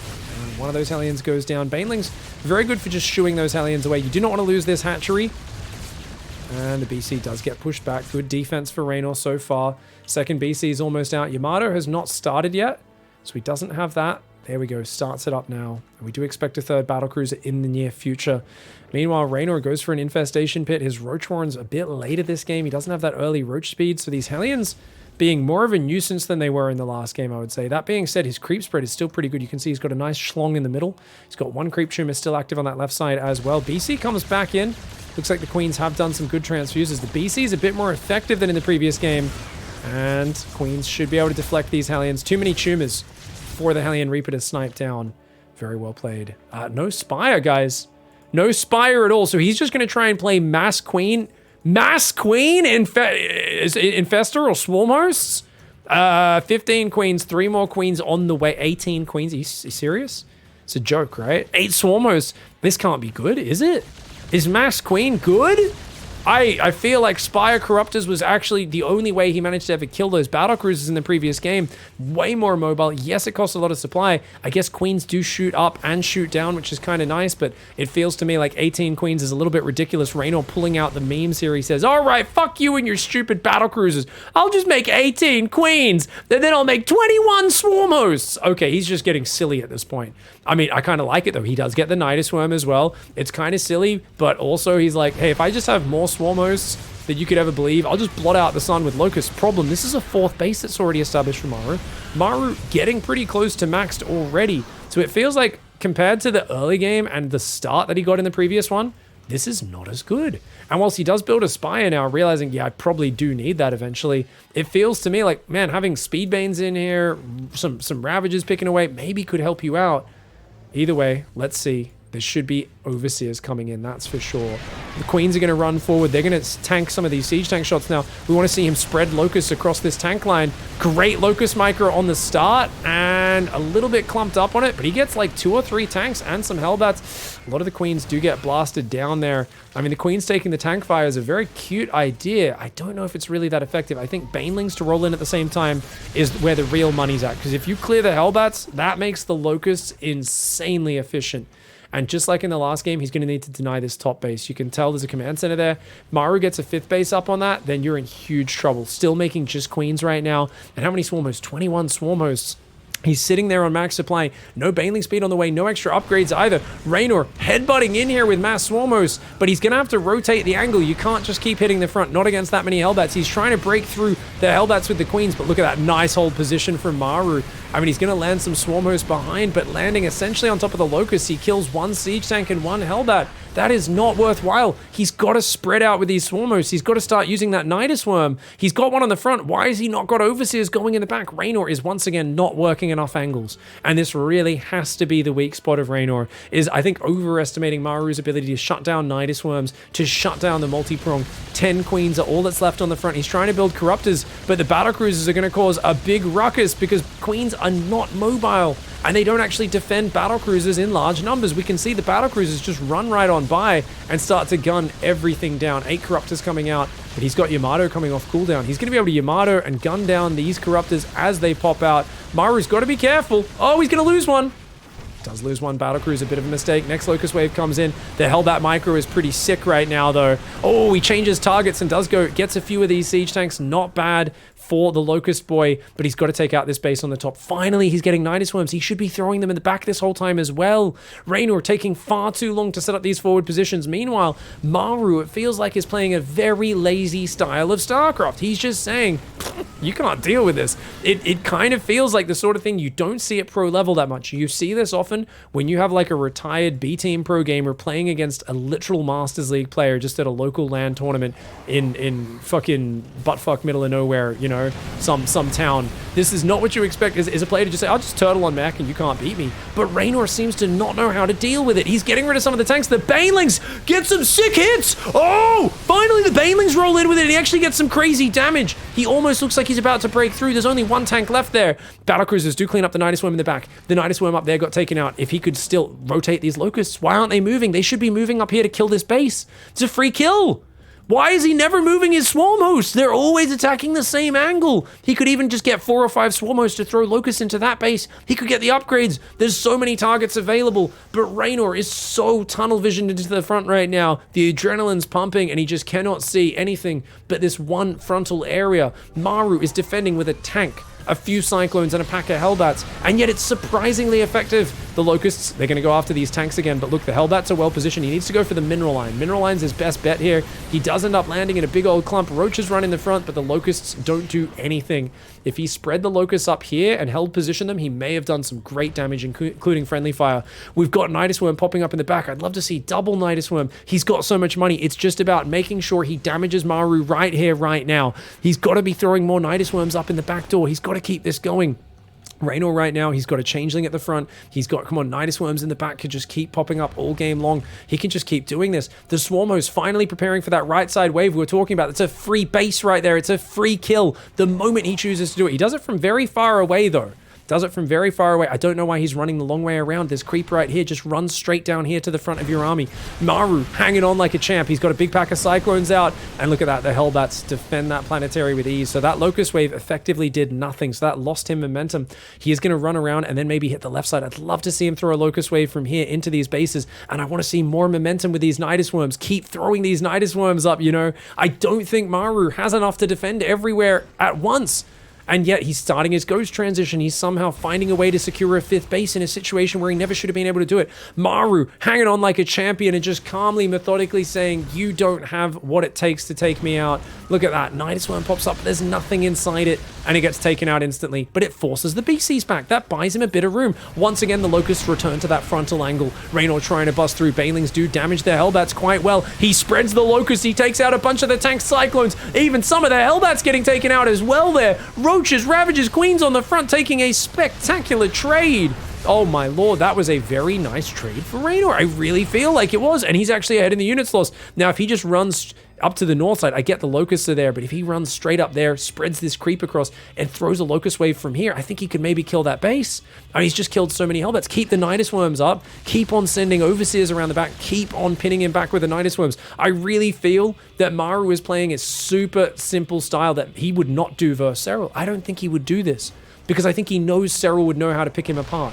There's a reason we don't see him do this versus Rogue. It's because he knows Rogue would know how to pick him apart. But Raynor is known for getting frustrated versus mech, and Maru is playing to that strong point. He's saying, if I could just survive long enough, he's going to get frustrated and take some really silly fights. The tanks survive in a lovely arc there. He's got to attack a new angle. This left side, this Nidus Worm has not been utilized a single time. He can pop in there, pop out there, throw Nidus Locust into the natural, absolutely free of charge, but he is not taking advantage. He still doesn't have a Nidus Worm up here either. He's finally got an Overlord there, but he's just not utilizing that mobility. We've got 4 Corruptors up. He's having to build 7 more to deal with the battle cruisers. Nidus Worms getting cleaned up as they pop. Raynor's almost doing things so darned well, but there's just 1 or 2 missing pieces, and one of the biggest ones is the fact that he wants to headbutt Maru right now, and Maru has the thickest of Terran skulls. Yes, he gets a tank or 2, but the Hellbats are well spread, and they obliterate those Locusts. 2 or 3 siege tanks is not enough, because every minute that goes by, he's mining enough money to make 17 siege tanks. If you kill 3 siege tanks every 40 seconds with a Locust Wave, I'll tell you what, I'm not good at numbers, but 3 siege tanks costs a lot less than 17 siege tanks. That means there's a net positive of 14 siege tanks for Maru every minute, and you know what he puts the extra into? A ghost transition. He's got 1 on the way. He's got ship weapons. He's already maxed out his 3 ground weapons. These Nidus Worms just being unused. Raynor has been popping Nidus Worms and not using them all series long. Remember in game 1, empty Nidus Worm after empty Nidus Worm just kept going up. Maru is able to think about securing a 6th base. Finally, for the first time, Raynor's going to secure a wave of locusts on this base. He's going to go over there and do it, but he's already lost 7 Swarmos. It's nowhere near as strong as it was. The double armory snipe. Imagine if he got that before 3-3 was done on the mech. He gets 7, 8, 12 SCVs. He gets so much damage. And look at this. Corruptors plus Rando, Calrissian, the Mutalisk are going to actually almost kill a command center, but uh-oh, snipey snipes. Oh no, he pops back out right in front of the BCs. Oh no, a huge mistake here for Raynor. He's going to throw away a whole pack of swarm hosts here. And I think that means he's lost faith in the swarm hosts. He kind of throws them away. He's on Lingbane Corruptor right now with just 7 swarm hosts now. And yet it feels like Maru here, I don't know if Maru had to do anything too special. Did Maru hang on like a champ? Yes. Did he withstand endless waves? Yes. Was he playing campaign? I think he might have thought he was, guys. I think he might have thought he was on the last mission of Wings of Liberty Brutal campaign in this series. Because that's what it's gone down to. He's like, holy shit, this guy's so good, man. I can never kill him in the early or mid game. I'm always a bit behind. But then it is just wave after wave of crazy attack. And all he has to do is survive and defend. Every now and then Kerrigan's going to spawn and run down a lane, but as long as he can stop her, spread his Marines versus a Psystorm and shit, he knows he's going to be okay. This is Maru just saying, dude, I've got the ghost count growing. I'm going to start building Thors now because you know that's the ultimate comp. I even have terrible building placement because, I'm under the gun. But what's Raynor got? Corruptors? Lings? Banes? He's making a very basic army, and it feels to me that he's lost faith in what he can do. He never was spreading creep on the outside. You can tell he was very tunnel visioned in this game, or just kill up the center. He hasn't really utilized the Nidus Worms very much. Now he starts to, but that's not enough Swarm Hosts to really do too much damage. So very unfortunate, I think, for Raynor, because we see now a man with 7,000 bank, and it seems like no plan to win the game. He's going to try to go for the Broodlord transition again, but I mean, we've already tried it twice. It's been close. He's made the games close. He hasn't been able to win them. Maru's always won out in those situations, and I feel like now more than ever, we are not finding any sort of openings in here. Nidus Worm gets sniped, Roaches get defended, Nidus Worm gets sniped. Sorry, it was an Overseer in the back got sniped is what I meant, the spotting for the Nidus Worm one. And yeah, Maru's actually just shown excellent mech play, and I think he's exposed a huge weakness of Raynor, which is, man, he is too good. And I think, for those who don't know, he actually practiced for the World Championship he won by playing against 3 or 4 people in an Archon mode, all controlling one. So he said, hey, that way I can simulate Maru if we get 4 people all controlling one Terran. But I think what he needs now is to start playing from behind. I think he needs to start playing games from worse positions. I think Raynor wins the game too much in the early game, and then he has an easy mid game. And I think that's maybe his weakness here in this matchup. Against a really good turtle late game player, I think he's used to being able to kill his opponent, and Maru's just that much better at defending and turtling. And he comes back in situations where it feels like Raynor is just like, damn, man, I'm at a loss. Like, I don't get practice versus Terrans that are this good at turtling. No one in Europe can do this. No one in the world can do this. You could practice against Cure all day. You could practice against Cure and Beyond all day. They're not going to play this like Maru. He's the only one who can do it. And you only get practice against him in these biggest of tournaments. It's a tough question for Raynor, but he's getting pushed back. He's got no answer right now. He's got 18 Corruptors, which is probably too many. That is 36 supply versus the 24 supply of battlecruisers. The Swarm Hosts aren't able to really find anything. He's mostly got a Ling Bane army with a couple Fungals joining in. Gets a nice Fungal, but it's gone by the time the Banelings arrive. Nice Biles, but doesn't quite finish the siege tank. And getting pushed back, he's trying to make Broodlords now is Raynor. I guess that's what the transition's for. He's like, okay, we'll go mass Broodlord in the back door. But he really needs the Infestors to gather energy as well. Swarm Hosts are all about to get sniped down. Planetary clears the Locusts. Raynor probably happy to see the end of those. They were just wasting supply at this point. And he's got 8 Broodlords, or 8 Infestors on the way. Pathogen Glands is done. He does need to remember to make Neural Parasite. Remember, if you can get mass neural, or even neuraling all the BCs, those are ways to turn the game around, but Raynor's losing control of a lot of this map. Banelings will take out this command center. He's going to take out these command centers as well. Maru will lose 3 building CCs, but he's taking out actual mining bases of Raynor. And Raynor's economy is just getting weaker and weaker. The Broodlords do come forward, but he doesn't have any Corruptors left. Oh no! Oh no, he's only got a handful of Corruptors, and the Battlecruisers, just Yamato, 5 Broodlords out of the sky. Good Fungal, the Broodlord Infestor trying to do what they can. Some great Fungals, in fact. And the Corruptors, not even going to be able to kill that one BC. It gets away with 4 hit points. And at this point, Raynor, I think, is just demotivated, man. It's insane the way Maru has played this series. And there is this pressure that's on you when your opponent doesn't feel like they need to make anything happen on the map. Like, Maru clearly doesn't feel like he needs to make anything happen for the first 20 minutes of these games. Then he's like, yeah, I'll kill you now. That's really annoying. Normally there's a back and forth where you're like, I don't want to let him do this. He doesn't want to let me do that. We're both going to dance. And Maru's just like, fuck you, locks himself in the bathroom and starts building a fort. And you're like, dude, it's the school dance. You're meant to come dance. Maru's like, yeah, fuck off. I don't care. And he just locks himself in the bathroom, starts fucking like knocking down the walls, tearing it down, building a little fort, starts sharpening, like, breaks like the bloody towel rack off and starts sharpening it. He starts creating weapons and shit. And you're like, what the fuck? Everyone else is out here like a normal StarCraft player dancing, fucking going through the social customs and shit, playing the game. And Maru's like, yeah, I don't do that pussy shit, man. I just build a fucking... Like, what are you calling that pussy shit? You're hiding in the bathroom for the whole school dance. And he's just like, yeah, man, and I win. We're like, you can't win a school dance. He's like, no one broke my fort, therefore I win. Also, nobody could get in the bathroom to use the toilet, so everyone had to pee outside. So I also count that as a win. And I'm like, Maru, you're such a fucker, but I love it. He's just so much better than anyone else at late game, man. He's such a beast. Tanky tank, say goodbye, Baneling. It's a 31, 34 kill tank there. And Reynor's going to build one last army, and you know, we were talking about how he needs to crush engagements to win. He's going to need to crush the engagement even more than in the previous series. 8 Thors, 5 BCs, 9 Ghosts. Do we have Neuroparasite? No Neuroparasite upgrade. So the Infestors are just fungal boys. Broodlords, oof. Oh, the Yamatos are so painful, man. And Raynor now is just, I mean, he really was all in on the Swarm Hosts and the Queens at the front. You could kind of tell, but I think it just did not get as much momentum as the previous game. And even when it looked like it was starting to get momentum, just the lack of rotations, the lack of Niduses. It's weird because I feel like Maru normally never lets Nidus Worms get up, so I understand why Raynor didn't abuse the Nidus and didn't really ever load it up. On the other hand, I've never seen more Niduses get up against Maru than today. The one day when the Niduses are completely empty, is the day where every single one gets up first Maru, and you're like, oh, okay, that's kind of wish they had some units in those. Hey, could have maybe done some stuff. It's super weird because I mean, I really, you know, Maru has like I think a 2-to-1 win rate versus Raynor now, and yet I look at the way they play early game, and I'm like, dude, early game is weighted so much more in importance than end game and late game in StarCraft. Like Raynor should, I always feel like Raynor should win every series against him. Maru literally stumbles half of his army up a ramp accidentally there. Does lose a bunch of units for free. Not the best fight. But at this point, I mean, he's just like, he knows that Raynor can't fight him. And he's like, okay, just get out, man. I'm just running around killing these bases. Then I go back to the top and I kill those bases. Then I run back to the bottom and I kill those bases.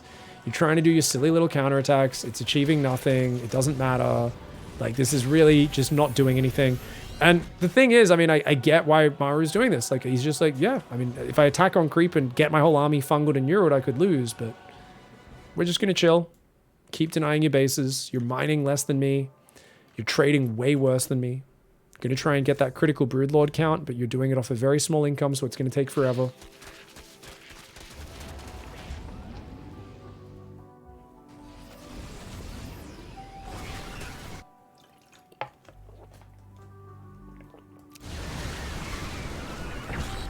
And the thing is, I still feel that if you put Serral or Rogue into the positions Raynor gets into versus Maru, they would win every game. So I definitely think if Raynor can just work on his finishing moves and his ways of picking apart this sort of play, he should be in a great position. Once again, guys, check it out. The unloaded Nidus Worm. Where is his Nidus, by the way?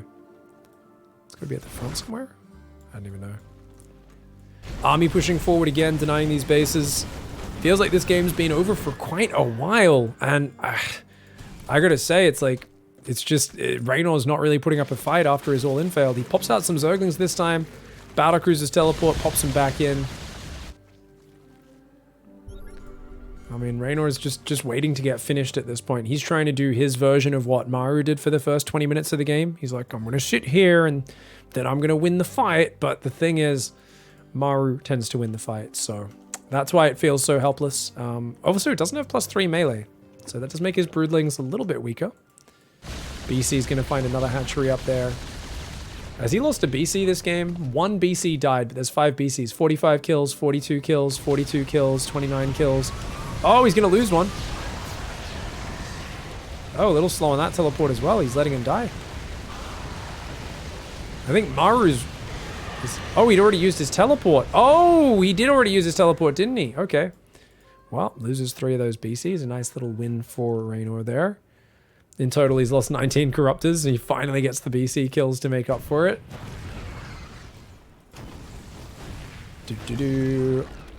So I don't know about you guys, but I'm dreaming of Raynor somehow magically pulling out a big dick move and winning. But I thought he did it in game 1. I was like, I can't believe he did it. He's beat Maru in a late game fight. And while he did win the late game fight, like the rest of the situation was so bad. And I think that's the problem is the Zerg kind of needs the conditions to be so perfect that he ends up giving up all economy, all map control, all bases, and then he like finally gets the fight. And Maru's like, oh yeah, I have like 8k resources to remax. Like, I'm just going to rebuild. And even though you took a better fight than me, it's not the crushing, super disgusting fight that you need. And that's what we're seeing here again. Reynor's like barely getting his perfect maxed out army, or at least trying to. Ling run by, not bad, not bad. There's nothing that can really pop out of the production right now. So some Hellbats and Ghosts will have to go back. The BC will try to defend. The BCs maybe going to get some of the army caught here. Broodlords will clean up a few Hellbats. And the Ling's getting roasted and toasted there. The Corruptor gets a medevac. Tanks are sieged. Broodlord's gonna throw some Broodlings there. Man, 11 range on those Thors is just insane. Oh my god. Okay, the Broodlings do take out one Thor. A whole bunch of those Broodlords heavily damaged. He's got to keep transfusing these, and he does. He's trying to keep every Broodlord is sacred right now. Oh! Every infestor got EMP'd. Every single one. Raynor way too clumped on those infestors. I think he's got to be spreading those and fungling much more actively before he gets on top of him. Oh, just walk into it. Just eat it. Just eat it. Go out in style. No. Oh, man. Maru is a Chad gamer. Maru is a Chad gamer, and he's going to be winning the semifinals, guys. Raynor, I mean, he's going to have one big fight in him. He's got more army supply, but it just looks helpless. He's lost all his infestor energy, which means they're not going to be good to fight for another couple of minutes. They have to just literally sit there and chill. I mean, it's debilitating. Getting all of your infestors EMP'd like that, it was a bad position. Now it's an absolute turd of a position. It's a very, very bad spot for him. Reynor's going to try to hang on, but infestors landing the one fungal they have available. The last one's getting EMP'd. And guess what? The Broodlords are falling. The battle crews are just walking right up. The Ghosts are going to snipe every single unit. The Broodlords are all getting into the red. They're not getting finished. They're just getting sniped. Nice actual engage by the Broodlords. The Thor's not really getting in range of the Broodlings now, so I guess the Ghosts overextended a little bit. But he still feels like, yeah, dude, these Broodlords are all like one shot from death. Lings are actually distracting pretty nicely, and there's not that many Hellbats left. So maybe, just maybe, Raynor can pull out the magic wizard engagement. But you might be a wizard, Harry, but I don't think Reynor's going to be going to Hogwarts after this one. As nice as this fight was, he's pushed up against a wall, and he only gets the fight because Maru has lost patience and was willing to headbutt. Unfortunately for him, Maru has already got 6 Thors, 5 Ghosts, 4 Hellbats in the Remax production. And his Remax is once again the Zerglings, which have not worked for him in the previous games. He knows it is done, and Maru just weathers the storm. And Raynor showing that he, I think, needs to evolve his Nidus Swarmhost game. I think the strategy was good. The execution on the positioning was not good enough. Not working the angles and not loading up the Nidus Worms. And a Nidus on the left next to the natural not getting used for the entire game until it was far too late. I mean, there were some big oversights from Raynor in this game. And I'm going to be critical, and I think he would say that is fair. I still think Raynor's a god tier gamer. But Maru just showing that he's like, dude, I can actually play a completely camping style, and you just have nothing for me. You do not understand how to beat this. Fantastic play by Maru. He goes through to the grand finals of the DreamHack Masters Valencia.